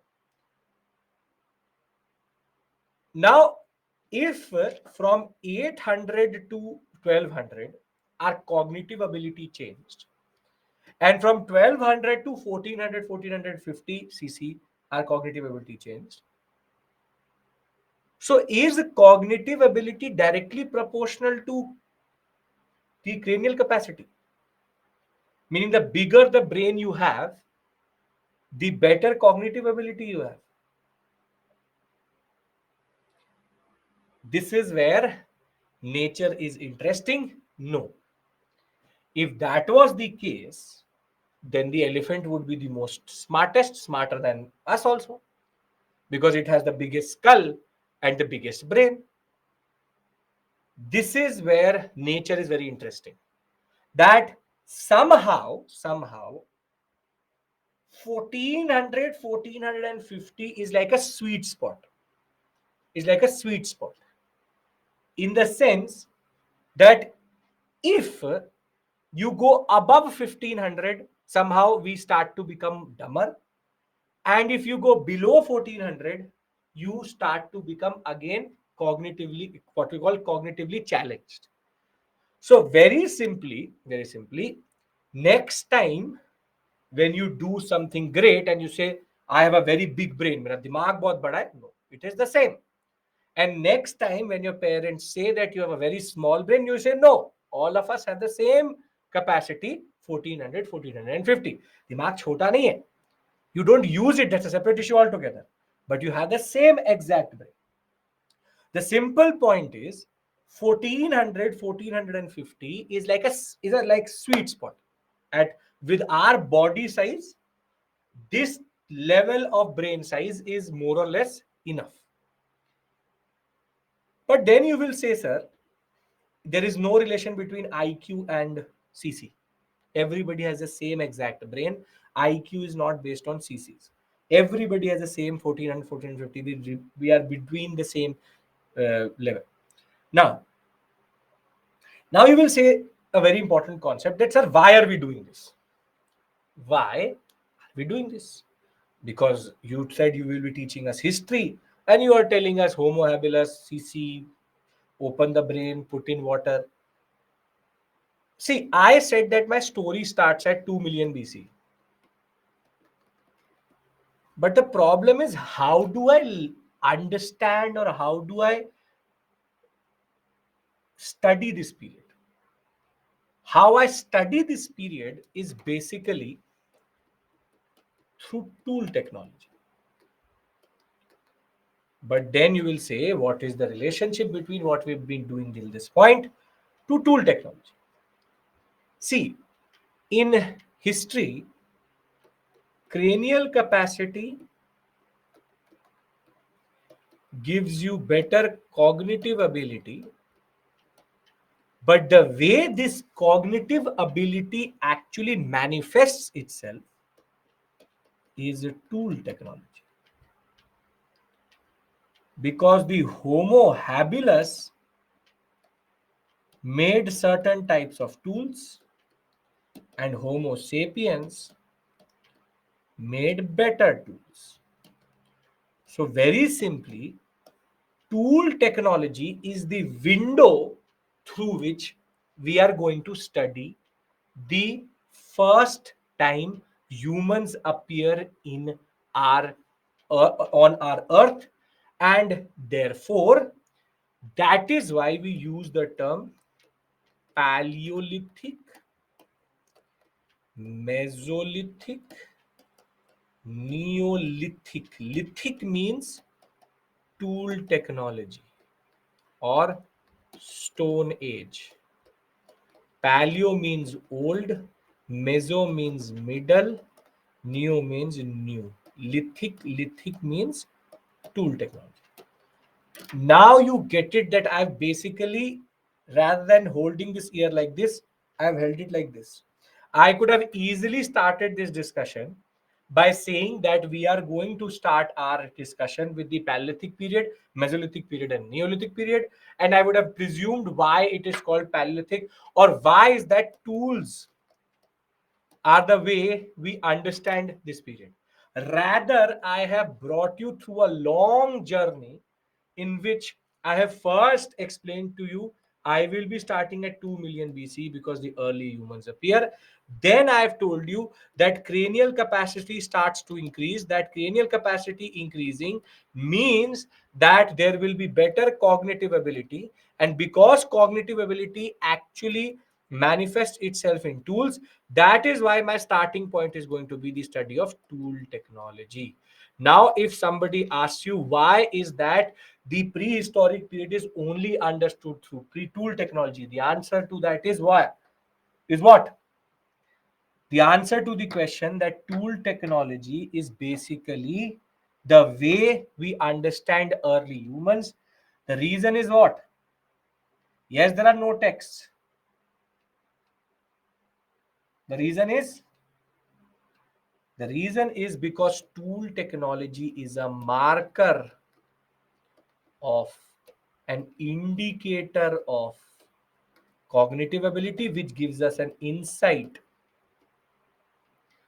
which gives us an understanding, rather, which gives an understanding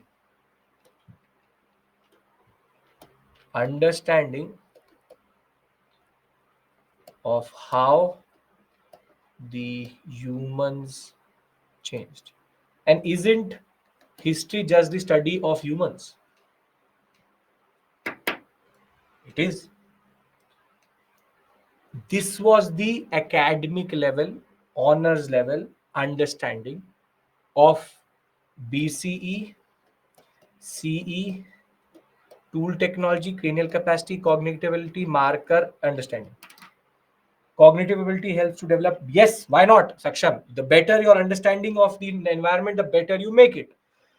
If all of this is clear, I'll open up for calls and we can take a small 10-minute break. And as you know, you will go for lunch at 1 o'clock. So, is everybody following me? Is this making sense? Am I actually making sense to you? Are you finding this interesting? Is this something which you, because see, I could have actually not taught any of this. The past 2 hours basically I have put in just to create a base. which I don't need to, but I do that because my students should understand what is history, because this is your history. That is why. Everybody's following me till this point? Okay. So anybody has any question, you send me a call request. I'll take 2 calls maximum. Class start time, Anil, 10 o'clock.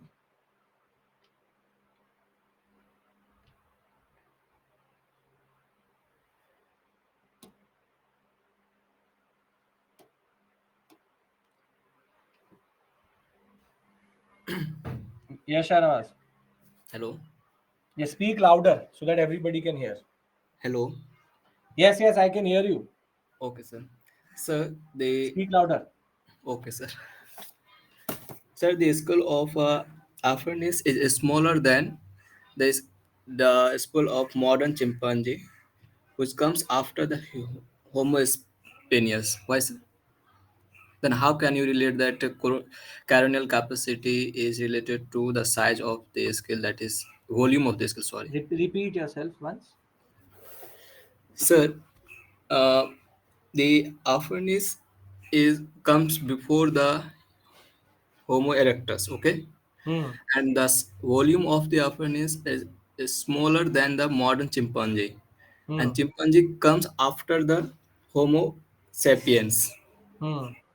Then how this arrangement? It means See, uh, I get your point. Firstly, it's basic. This question is not related to what we are doing, but I'm still answering it. You are chronologically incorrect because you are trying to compare a modern chimpanzee with Homo erectus with Australopithecus afarensis. Modern chimpanzee would also have a smaller subfamily in which it would be equivalent to the to the Australopithecus afarensis. So don't try to go into this much level. What is your optional, Shanawaz? my optional is PSIR, sir. So what you are asking me is anthropology optional. So Okay. this is GS. I have the ability to answer you as I'm saying that you are these three things are not interrelated. You are basically comparing a car with a bike with a cycle, and there's no comparison between the three because Australopithecus is a different family, chimpanzee is a different family, and out of Australopithecus comes Homo. And a very important concept which is there, which I'm not going into, is body size to cranial capacity, and that automatically gives you a lot of answers because a rat also has a very small brain but is better at problem solving than any other animal of its same size itself. So these are things which don't pertain to the discussion we are having right now, but still I'm answering you that you are not comparing them in a linear fashion. You are comparing three different what we call as branches. You don't have to go into that. Where Okay, did you sir. get the cranial capacity? You googled the cranial capacity of No, Afrin? sir. It is mentioned in PPT, sir, of your classes. I have downloaded Acha, it. you are referring to this. You are referring to this. Yes, sir. It is. So then, even if you look at this, automatically it is showing that Homo sapien is somewhere here, Homo erectus is somewhere here, and gorilla is somewhere here. And if you look at it, there are in different families, but still there's a linear fashion in which it is increasing. So the cranial capacity is increasing, jawline is becoming smaller. Yes, sir. So, so if I had explained this, अब नहीं समझ आया था, that's a separate issue altogether. Don't go forward, Shanawaz. Okay, You sir. need to have the ability to be with me, right? Okay, sir. Okay. Sorry, sir. Okay. Man, not no sorry, yaar. We have this feature for this only.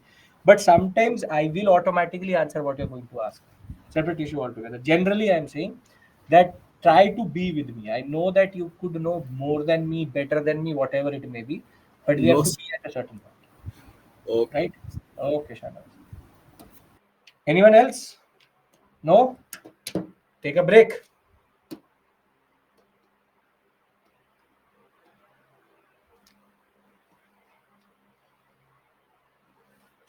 No one else?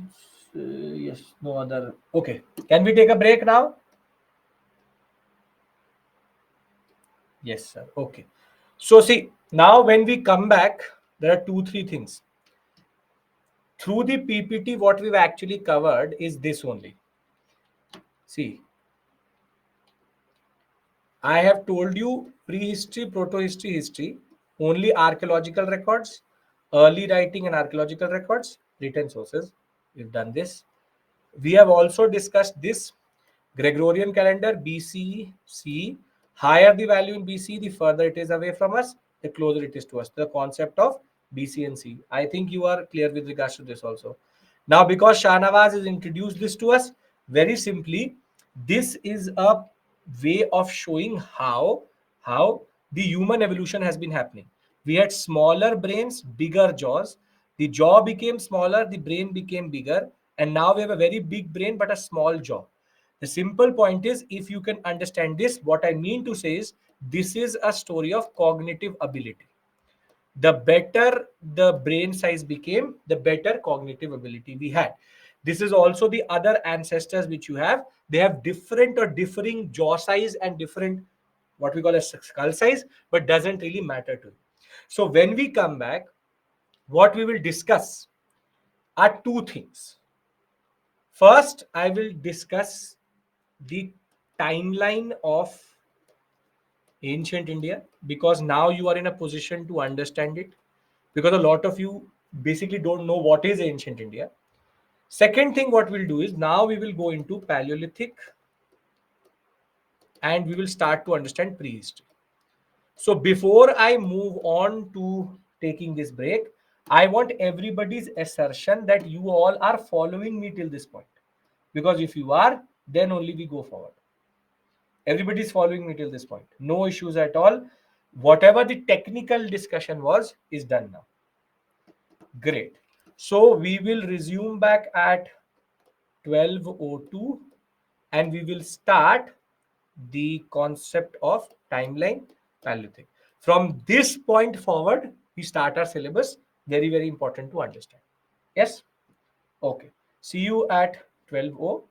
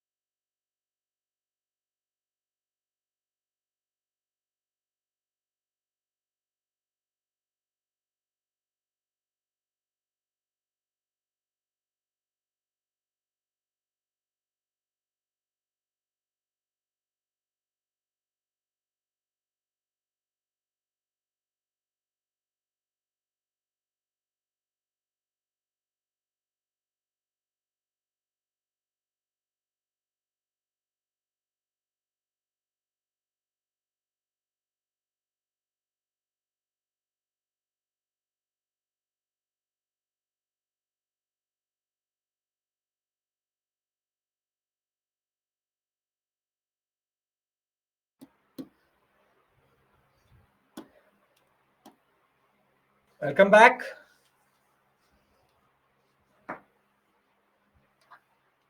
Okay. I'm audible, I'm visible. Everyone? Yes? Great. Okay. Can we take the discussion forward? Sir, as you say, history is also telling us about environment. So, after an eon, if our future generation wants to know more about us, then they look at the present technology like smartphones and tools and derive the conclusion that our phones led to evolution. Yes, yes, Hardeep, yes.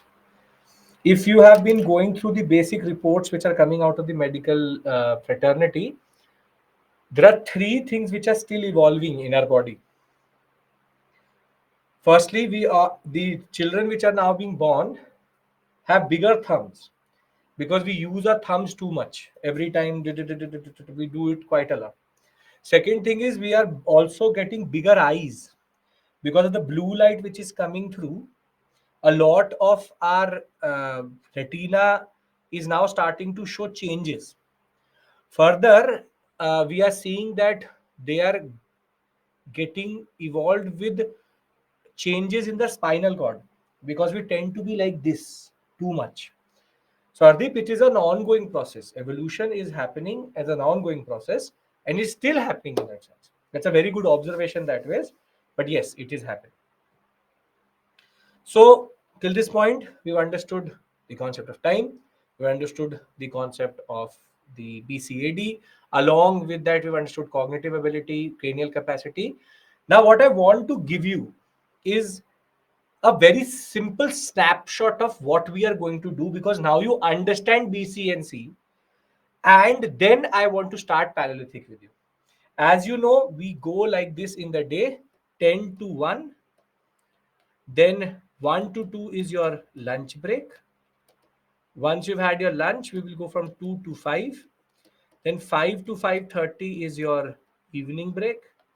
And in between, I'm giving you 10 minutes. And 5:30 to 8 is going to be your last. This is A, B, C. For anybody who's new, this is the way we are going to go about it.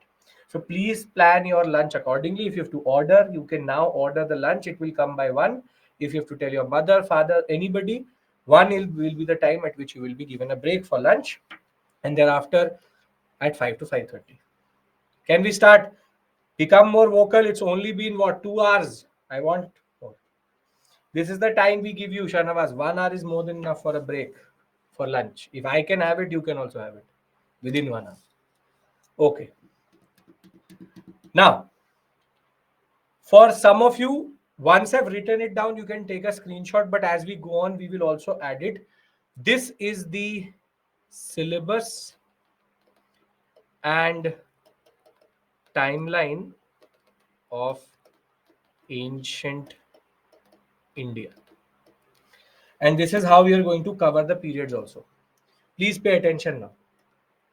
2 million BCE to 10,000 BCE, 10,000 BCE to 4,000 BCE, 4,000 to 2,600 BCE, 2,600 to 1,700, 1,500 to 1,000, 1,000 to 500.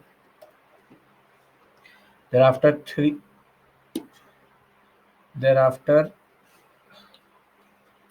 380, not 384, 324 to 184 BCE,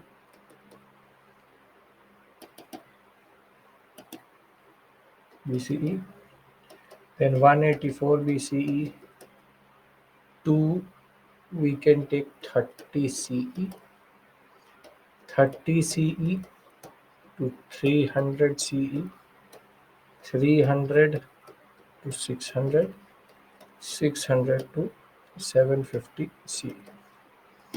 Now, this is the period of Paleolithic age. This is called Mesolithic age. This is called Neolithic age. And these are crude dates. Don't go by the dates which are given in books, crude dates, because here 2000, 5000, 10,000 up down works. Then this is Chalcolithic, Indus Valley civilization.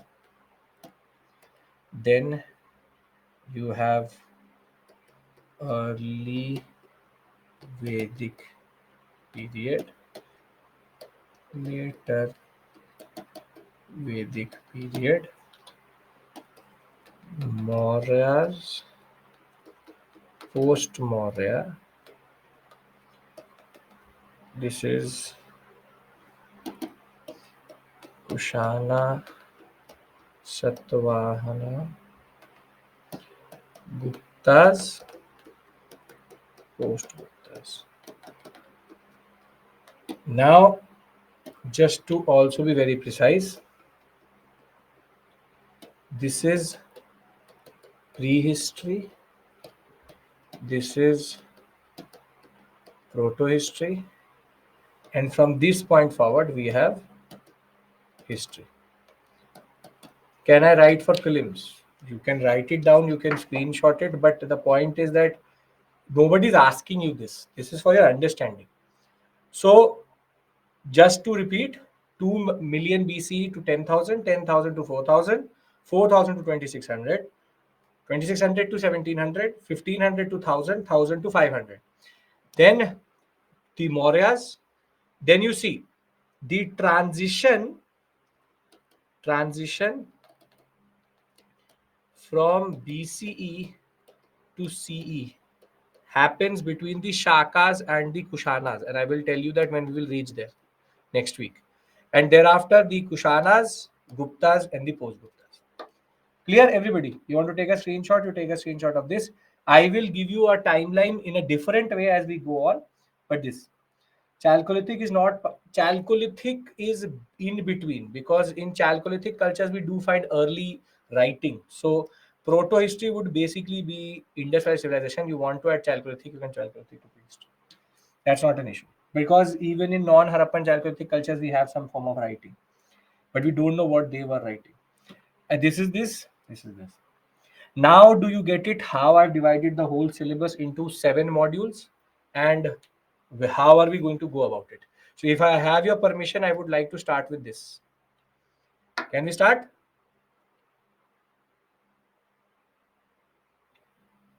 Okay. Now, we have discussed time period, periodization, prehistory, protohistory, cranial capacity, human evolution, and the concept of geological time. Now we are going to apply all of this into the first module, first topic. First things first, did the Indian subcontinent, did the Indian subcontinent, when I mean subcontinent, I add to it Burma, I add to it Tibet, I add to it the Pakistan, Afghanistan area, along with Sri Lanka. Did the Indian subcontinent yield or give us specimens of early humans? And the answer to it is yes. First, Arun Sonakia. This is very important for prelims oriented understanding. Arun Sonakia was the first one who found at a place called Hathnora a Homo erectus skull. So we got a Homo erectus skull from the Narmada Valley, which means that we also got to know that in the Indian subcontinent, we did have Homo erectus. We have a species before this, it is called Ramapithecus. But the problem with Ramapithecus is it's a standalone species. If we talk about the Homos, we have one which is the Homo erectus skull out of Hathnora. The second one was by a person called P. Rajendran, who found it at Odai, small city of in Tamil Nadu, and we found again a Homo erectus baby skull. So now we know that very simply, we are part of a much larger story of human evolution, And we are fortunate enough to have certain sites in India which have also yielded Homo erectus and Homo erectus baby skulls. Therefore, our subcontinent, which we are so proud of, is very simply part of the larger history of human evolution. Because there are certain parts of the world which have not yielded anything, but we have seen it here. This is what you have to do. You have to remember Hathanora and you have to remember Odai. Hathanora, Odai, you can remember. Yes? Come on. We're going into the simple part now. Technical part is over. Okay. Very good. Thereafter, now let's talk about how do we study prehistory. We know we do it through cranial capacity, archaeological remains, because that gives us a story of the tool technology. Tool technology correlates to cognitive capacity, and that is why tools are the window to the period.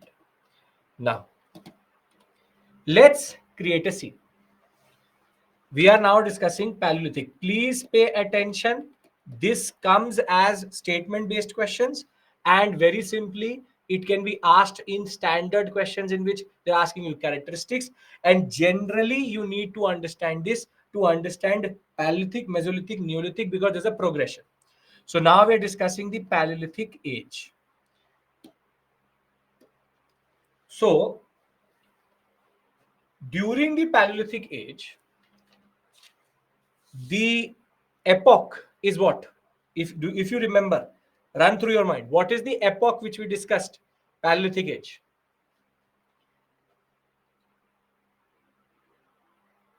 Epoch. I used a word. Very good, Sudhir. Very good. Paying attention. Very good, Janvi. Very good.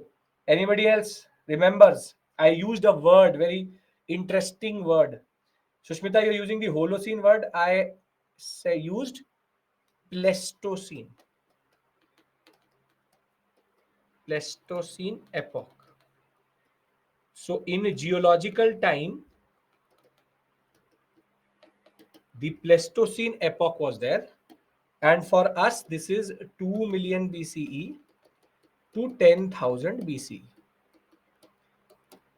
Now, the most important feature of the Pleistocene epoch is, if you've seen the movies, it's the age of ice, or called ice ages. Ice ages means that there are thousands of years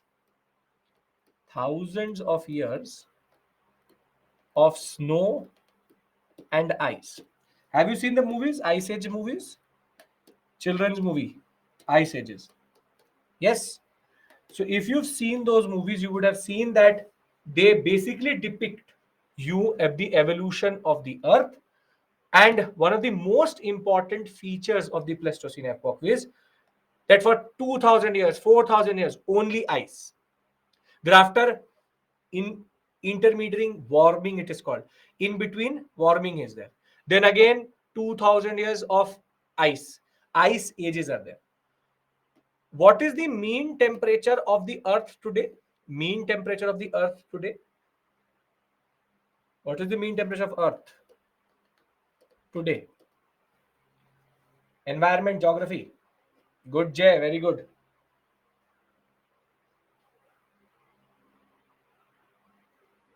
Anybody else? 5 degrees, 27 degrees. The mean temperature of the Earth is 15 degrees Celsius. At this point of time, the mean temperature was minus 30 degrees Celsius. That very simply, it was extremely cold. It was extremely cold. Now, a very good evidence of the Pleistocene epoch is actually embedded in you as I speak with you, and is right in front of you as an evidence that there were multiple ice ages. Can you tell me what it is? What is the living example on your body of the Pleistocene epoch? Very good, Hardeep. Very good. Hair. Very good. We as humans right now have very small hair. But this hair which you have on your body, very simply, is actually a evolved form of an adaptive concept of having very thick hair. Early humans actually used to have early humans early humans had very heavy hair cover to insulate them from the cold. This is why I tell you every part of your body is an example of evolution. Now, early humans had very heavy hair, and animals also were very furry. Furry means again heavy hair. But one thing more was they were very big in size,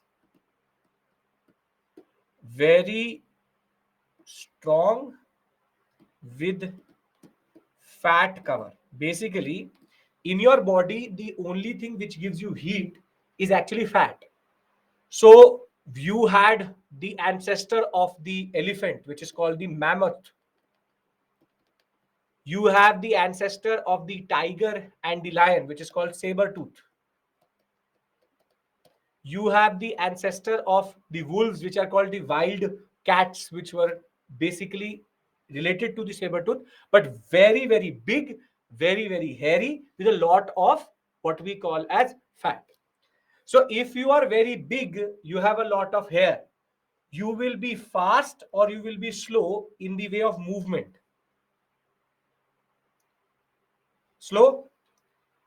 So very simply, animals were big, animals were big and furry, so slow movement. Now, what I've shown you here is basically a very important correlation. Environment dictates human and animal evolution. Human and animal evolution. Basically, the Pleistocene epoch dictated how the animals and humans were there.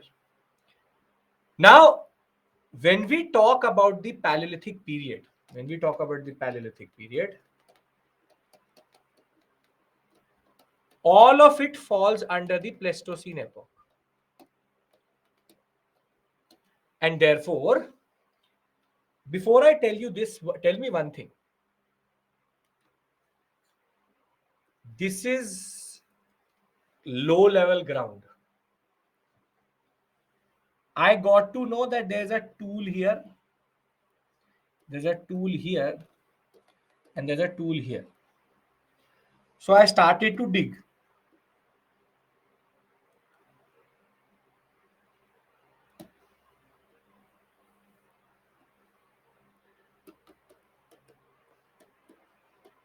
If I started to dig, which period, which of these levels, A, B, C, is the closest to me? A, very good. And the furthest is C. Very simply, this is the closest because the level of earth which was there was very less. Then I went further down, further down.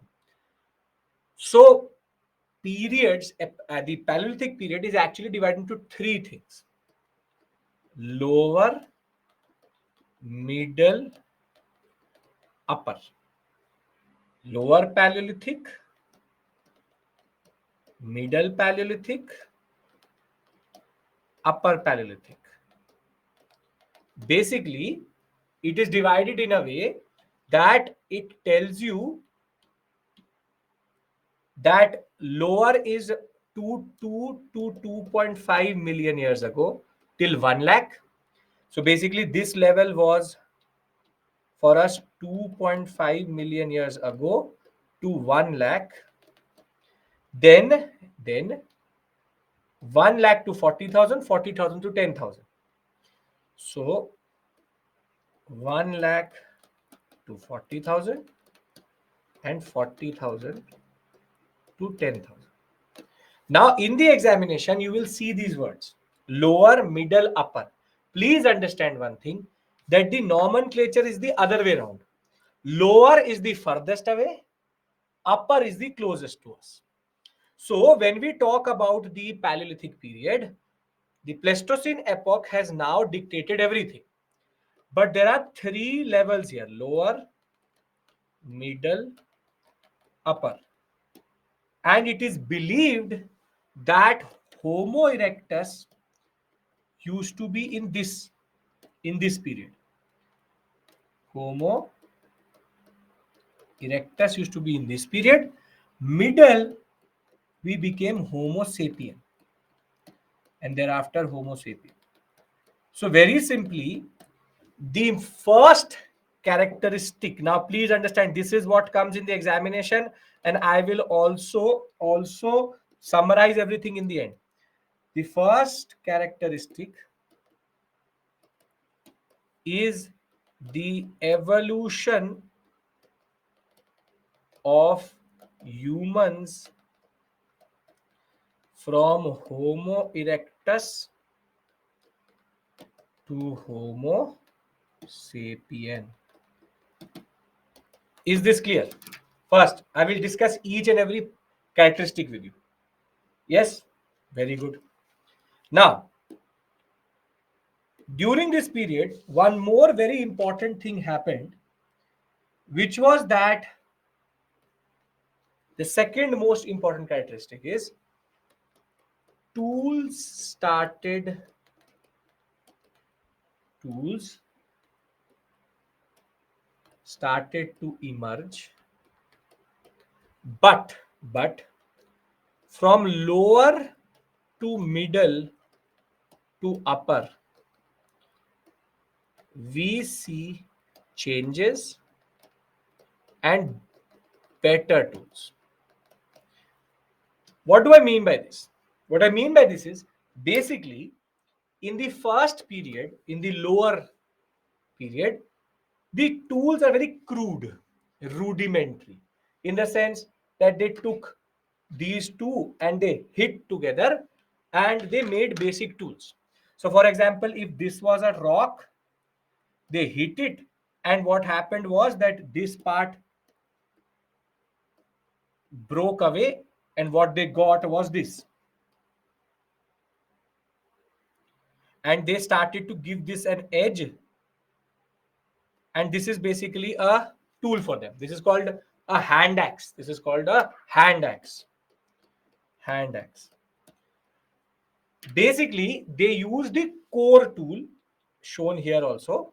They use the core tool rather than using the flakes. These flakes were not used, but rather the core tool was used. So we have hand axes, cleaver, chopper, chopping. But the fact is, why did these tools actually succeed? Is because the animals were slow, as you told me. If an animal is really fast, if I take a axe in my hand, can I kill it? If the animal like a deer is there, I go like this, will anything happen? No, because the animal is really fast. But because the mammoth walks very, very slow, they can go and push in into certain areas through the hand axe itself. So, because the environment made the animals very, very big, these crude tools worked. But what we see is that from Homo erectus to Homo sapien, the tools became better and better. In the sense, if in the lower Paleolithic period we had very bulky tools, we had very, very bulky tools, By the middle Paleolithic period, and this again I'm going to optional level coming out of Upinder Singh. See, my PPTs, remember, are a collation of at least 6 to 7 sources. That is why I tell you the PPTs are more or less enough, but NCRTs are important. The fact is, by the middle Paleolithic period, when the Homo sapien emerges, what we see is that the tools are becoming smaller, double edged, meaning better tools. And by the time we come to the upper Paleolithic period, we have a blade, we have double blades, we have scrapers to scrape off the skin, we have borers to bore into the what we call as the bone. Thereafter, you have points, you have chopper chopping, but much more better. This is why I tell you that Paleolithic period can only be understood through tool technology. Cognitive ability is actually telling us that the better the humans became in cognitive ability, the better the tools became. Basically, we are reverse understanding how humans developed. I found a very good made Levelician point, or what we call as a blade. I know that it has to be upper Paleolithic period because the cognitive ability of the lower Paleolithic period was not that good. So very simply, there was an evolution in tool technology where with every passing century, with every passing age, there was a betterment or a better tool set which they had. So this is why this whole period is called the Stone Age, because everything we understand of it is based on stone technology, stone understanding. Is this making sense to you? That why do we call it Paleolithic from early to middle to late? How there is a gradation in tool becoming better. Basically, think of it like this: that this is your Nokia 1100, this is your flip phone, and this is your touch screen phone. Phone there is the same, but the technology is better. Is this making sense? Come on. Yes. Okay. Now, there are three, or rather two more features which are very, very important. During this period, in order to survive in the level of cold, or what we call as cold environment or ice age was there, humans needed to domesticate or find one technology which was very important. And very simply, as Shushmita has already pointed out, fire was something which they were able to simply domesticate, and this allowed them to cook their meat and also survive in so much cold. The fourth interesting feature about this period is very small population, 5 to 10 people are together. Cave dwellings means that they lived in caves,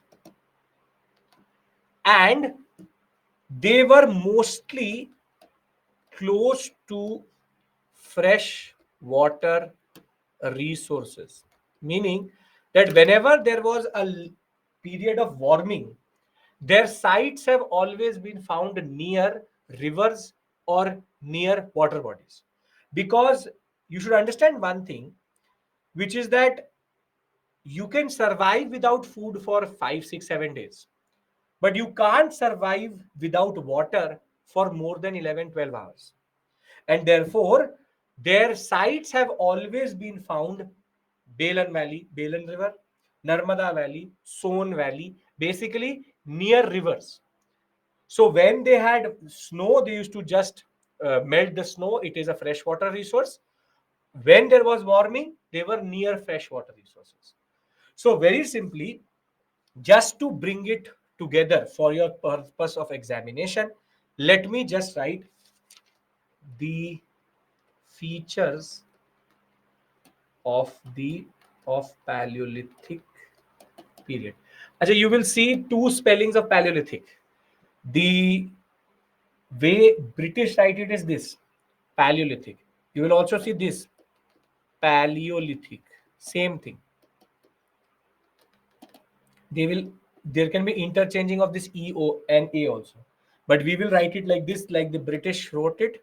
American spelling is different, right? So Paleolithic, same thing.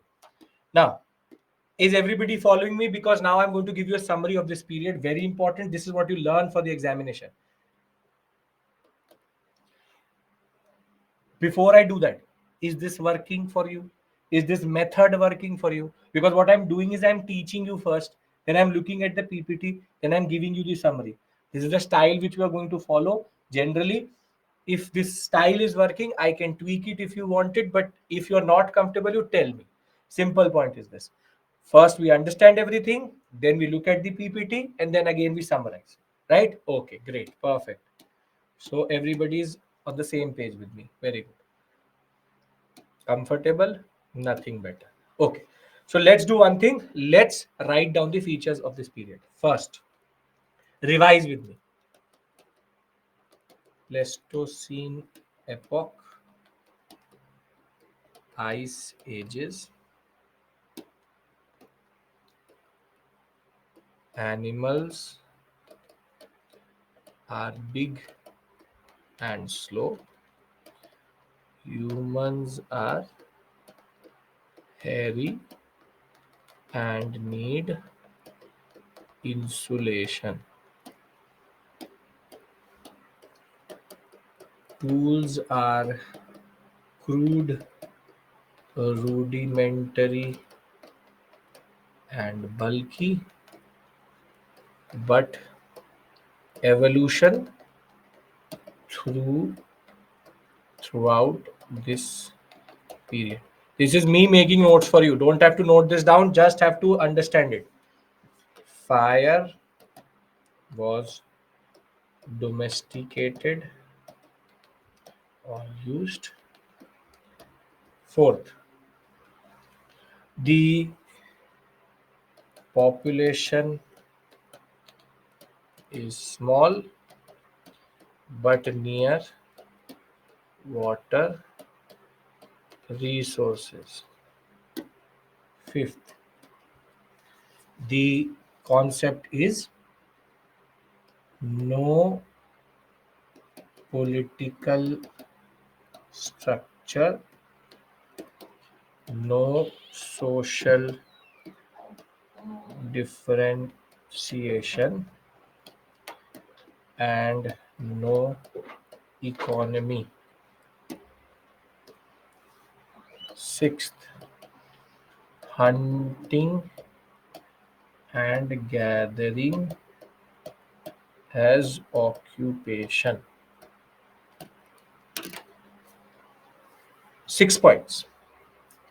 Hunting gathering, which is they hunt the animals, gather whatever they can eat, but because there are too long an ice age, gathering activities were lower.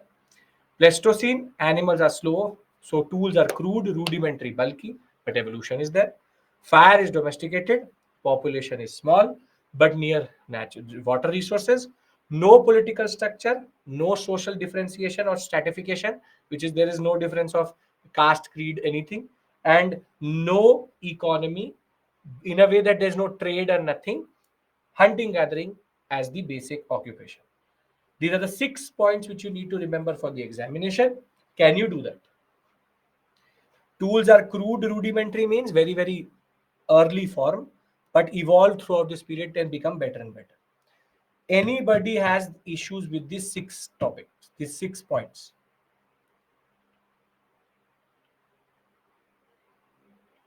Yes, no, have to say something. No. Okay. Now comes to the concept of geographical distribution. Use of caves is, in a way, you can write that here. That is implied, but sure, why not? Now, when we talk about the geographical distribution, in India, there are multiple sites. Now, if you were a history optional student, I would have told you to learn these sites. But what I've done for you is that I've given you one mantra and two, three standard names. See, Son, Narmada, Belan, these are rivers.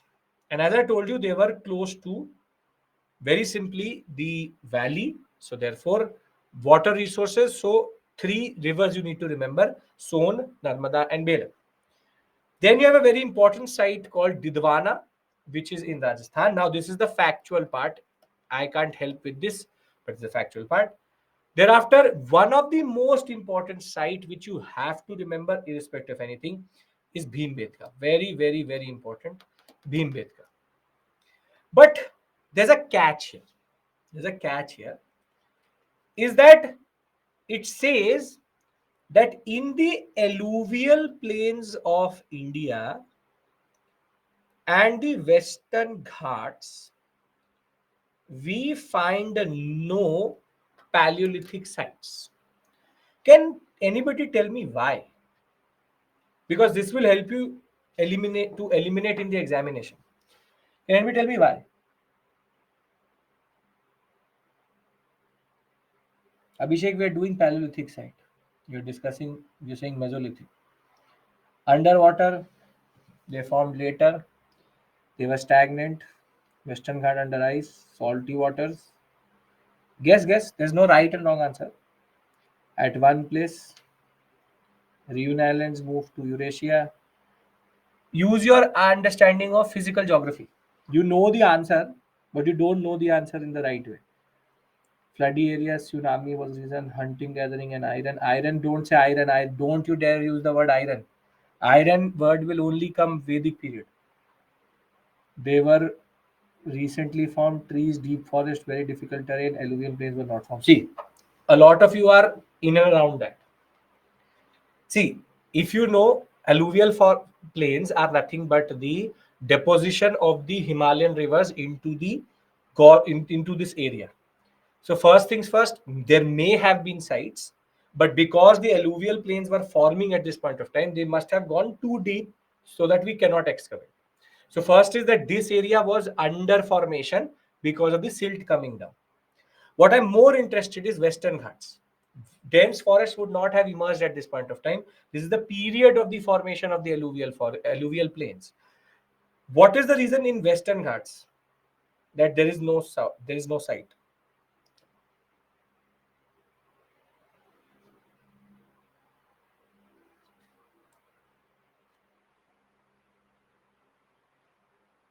See, do you know that the Indian peninsular is tilted towards the east? What's called subduction subsistence? Yes, because most of the rivers automatically go towards the Bay of Bengal rather than the Arabian Sea. Why did this happen? This happened because the Western Ghats are actually submerged underwater. This was because of the process of tectonic movement. And that is why there's a slope towards this. And that is why one of the best ports in India are on the west, because we have a very big continental shelf there. And that continental shelf is because most of the Western Ghats got submerged underwater. And if there were sites, most probably they're underwater in that sense. Again, something which is not related to the course, but what I'm trying to tell you is that, is this logical or is this factual? Whatever I'm telling you, is this logical or factual? It is logical. So very simply, a misnomer, a myth about history is ratna hai. We have to only learn. No. Everything is logic based.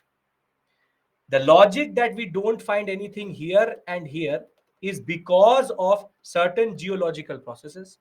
The logic that the tools are crude is because the animals are heavy. The logic that fire is important is because it is very cold. The logic that the population is small is because their food resources are very less. The logic that the fact of the matter is that humans have hair is because of the environment. Everything is correlated. And that is why, if you understand the logic, you would never have to learn this. So, if we have understood the period's features and if we've understood the geographical distribution, I would like to move towards the Mesolithic period. Can I do that?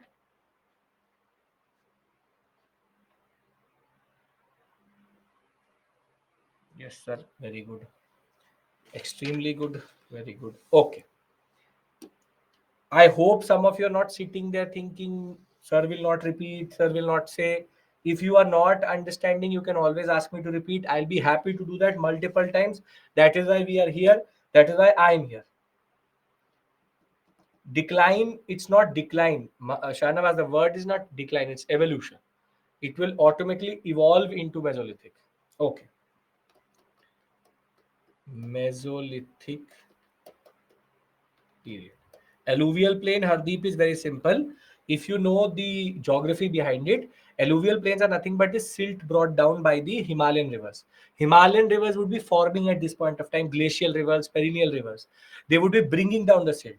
So silt would be coming on layer by layer. So if there was a site, it has gone so down into the plains of India that we can't find them or we can't excavate. So very simply, the plains were being formed at this point of time. Okay,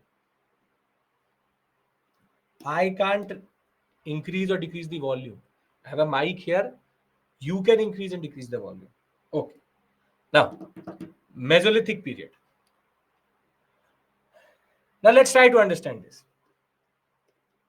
Pleistocene gave way to the Holocene, which is 10,000, which is 10,000 BCE. Now, the Holocene period is the period in which you and me live, which is that warming of the earth, which is called global warming. Mean temperature came to 15 degrees Celsius. Now, warming of the earth had multiple implications. The earth became greener, more flora and fauna. This also meant that animals became smaller or bigger? Smaller or bigger? Very good. Became smaller, has no need of fat and fur. So if animals are smaller, they are faster or slower? Became faster. They became faster. So if they have become faster, humans lost their hair and now needed to adapt to a faster animal. Can't run behind a deer which is running at the speed of 18 to 20 kilometers per hour. You needed to change your tools. So very simply, Holocene environmental changes in turn led to what is the called microliths, or small and very sharp tools. And the best example of this is an arrow. Now what they did was that they made a small arrow like this. They made a small triangle like this and then put it on a stick and then started to push it through a what we call as a band of fat so that it becomes elastic and then send it towards the animal itself. Spears came through. They now started to use what are called projectile based tools. But the point of the matter is that this change was not automatic. As one of you said, what was the decline? No. Decline is because, or change is because the environment changed. So this period is called the age of microliths, which is smaller, faster tools, more effective, and better for hunting. Do you understand this correlation? Earth becomes greener, smaller and faster animals, so smaller and faster tools. Now, are you understanding the correlation here? It's actually a logical step forward. Now, with more plants and gathering activities, bigger food base, so means bigger population, bigger population. And very simply, now humans could be 50, 60, 70 people together because of the fact that they were hunting better and they were having more food resources generally. Now, a very important concept which also emerged during this period, and this is the fifth most important point, is domestication of animals. Animals as pets. See, you would say, sir, how did they do it? Trial and error. All is trial and error over hundreds and thousands of years. What do I mean by that? For example, one person domesticated a crocodile, the other one domesticated a lion, the other one domesticated a goat, the other one domesticated a dog or wild dog, other one domesticated a snake. Now, out of these five, it turned out, after the owners did not survive, that goats and dogs can be domesticated. Dogs needed domestication because they needed support from humans. They became smaller, but the animals were still big. So they were getting protection and food, and the animal and the dogs could help in hunting. So it became a reciprocal relationship. So basically, through thousands of years of trial and error, people getting eaten, some people not getting eaten, goats, sheep, cattle, dogs, etc., got domesticated. And this is one of the most important developments because now animals and humans had a better reciprocal relationship on which they could live. Now, last but not the least, which is the last point which we will talk about, Mesolithic, then I'll summarize and we can then go for lunch, is that for the first time we see burials and rituals related to death. Now, why do you need burials? Why do you need things related to rituals related to death? See, it's a hygienic thing. It's related to hygiene. So the early people, when they died, the dead body was left in the open. But if a dead body is left into the open, what will happen to the dead body? What will happen to the dead body?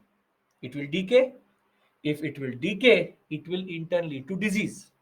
So the early humans realized that if we leave the dead body on the ground, it leads to disease or people dying. So what they did was they started to bury their dead, which is to make a hole in the ground and then bury their dead. But burying the dead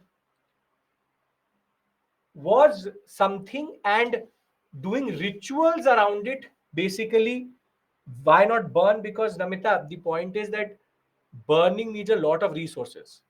Gather all the wood, then burn. That needs a lot of resources. The most effective is what? Most effective is that you just bury the dead, make a hole, put in the person. Burning is a much more ritualistic thing. It needs a lot of resources. It needs a lot of understanding of fire, which was there. But why would you tell me, you gathered for 100 days 1 kg of wood? Would you burn it? You tell me, Namita. We'll talk about that when there's the concept of cremation come through. That's a separate issue altogether. No, you will not do that. So that way, it's a more resource effective way. Now, the point is, what is more interesting is that the burials were not empty, in the sense that when I died, for example, so they used to bury this pen with me, this this remote with me, or the tools which that person used. Now, this is a very interesting concept. There's no religion here. There's no concept of religion generally, but they had a concept of afterlife. They thought that the person is dead, so maybe he will need his tools somewhere. So they gave his tools in the burial itself. This shows a very beautiful way of cognitive ability going beyond the physical to the metaphysical. In the sense, in order to have religion, you need to have an understanding of a world beyond you. And therefore, the Mesolithic period shows us the first forms of ritual or ritualistic burial in the Indian subcontinent generally. Because what we see is that this is something very specific for which you need a very good understanding. Once you start to understand the nature, you understand the nature and its beyond. And that is why the Mesolithic period is considered a very important period of change, because there are multiple changes which are the stepping stone to a lot of things which are going to happen later. So if I bring all the points together before showing you I've shown you the tools. The simple point is we also have multiple sites in India.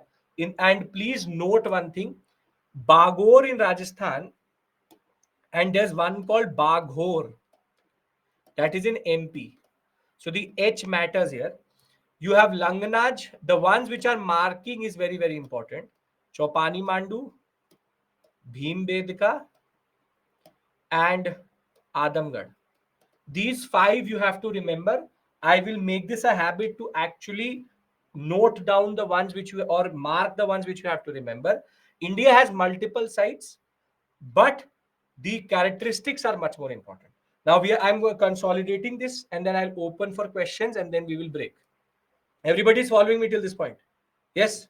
For prelims, the places also matter, and the characteristics matters. The characteristics is what is coming in the examination. Not today, but Saturday, once I've covered 2 3 modules, I'll do previous year questions with you also. So we'll keep on doing previous year questions to show you how what type of questions come. Geological sites, geographical sites, not geological sites, geographical sites. This is the one. This is part of this PPT. Don't worry about that. Okay. First, note this: features. This is what really matters. It will help you in the examination and generally Mesolithic age. Bagor and Bagor both are what are called Mesolithic sites. Bagor is also, Baghor is also. First, Holocene, warming of the earth, animals are smaller and faster,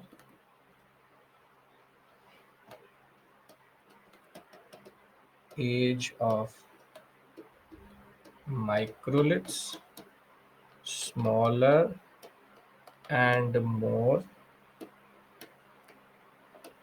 effective tools. Third, domestication of animals, reciprocal relationship. Fourth, burials and rituals. Fifth, bigger population as resource base is bigger. Sixth, no political structure or economy. Seven, hunting and gathering societies. No division of society. 7 points. Make sense? Anybody has any issue?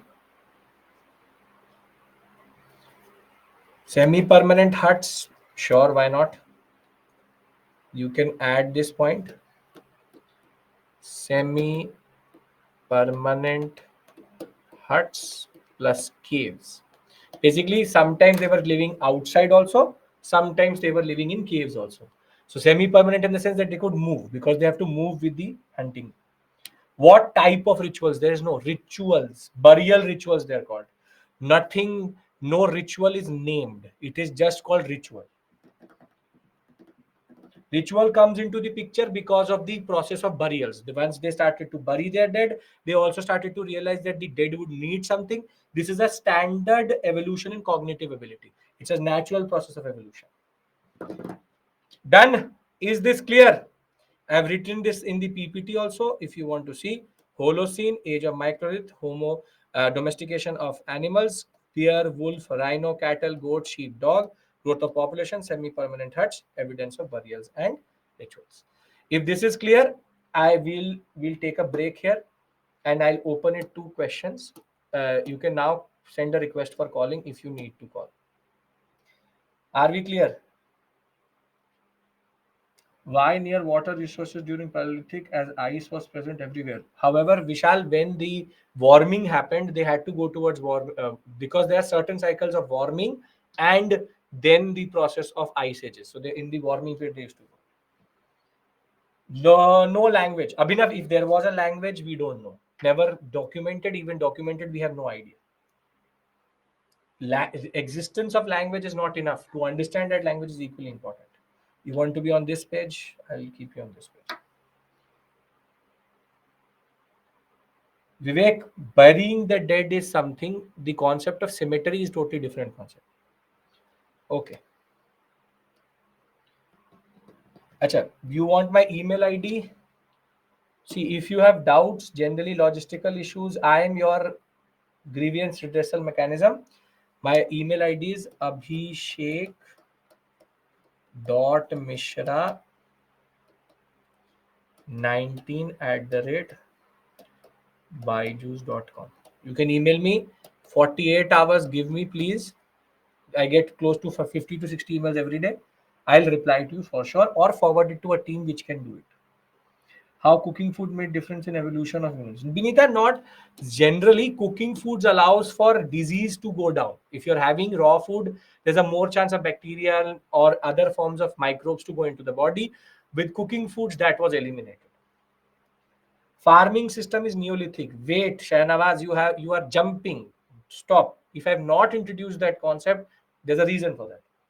Horse was not domesticated in Mesolithic age. If it was, Benita, we do have no idea because horses were still evolved. Horse issue we will discuss when we will come to Indus Valley civilization. Don't worry about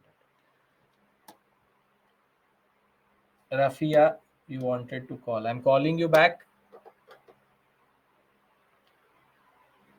Okay.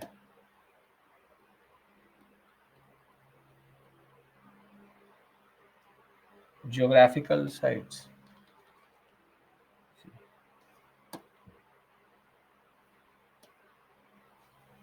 You're not picking up, Rafia. There's some issue on your end because I am sending you a call. Either you're not able to pick it up or able to pick it up. There's something. Yogendra, I think same issue is there with you also. When I'm calling you back, I think you're not able to pick up. Go. I hope in your browser settings you've allowed the use of microphone, and it would be asking you for a permission. Your Google Chrome or whatever it may be. Practice of painting, Ranjit will discuss. That is art and culture, separate issue altogether. What led to domestication? Domestication again is a reciprocal relationship. Dogs could help in hunting, and dogs also got food. So it's a reciprocal relationship. Okay. Cave paintings, Akshaya, Upper Paleolithic, we find. That's a separate issue altogether. Art and culture. Culture aspect I will do in art and culture. Don't worry about it. Nothing will be left. You understand the period first. Okay. So it is 1-1. Let's take a break. Once we come back, Neolithic, Chalcolithic, and the Indus Valley civilization. We will go on till Vedic period today, so don't worry. We'll talk about that. Culture related to Mesolithic varies from area. No, their cultures have their own tool technology, but culture in the way of culture is not there. They all exhibit the same type of features in that sense. Okay, so we'll come back at 2 p.m. Let's have lunch. Once we are back from 2 to 5, part B, in that we'll discuss Neolithic, early farming, agriculture. With regards to that, we will discuss a very important formula, thumb rule. Then we'll move to Chalcolithic, non-Harappan, and Indus Valley civilization. We will be, by the end of this day, reaching Vedic period, so don't worry, a lot of different things. We'll be back at 2 p.m. As always, 1 to 2 is your lunch. We can't change that. This is a standard thing. Okay. See you. Take care. One important thing, this link will close. Join from part B. Part A will close now.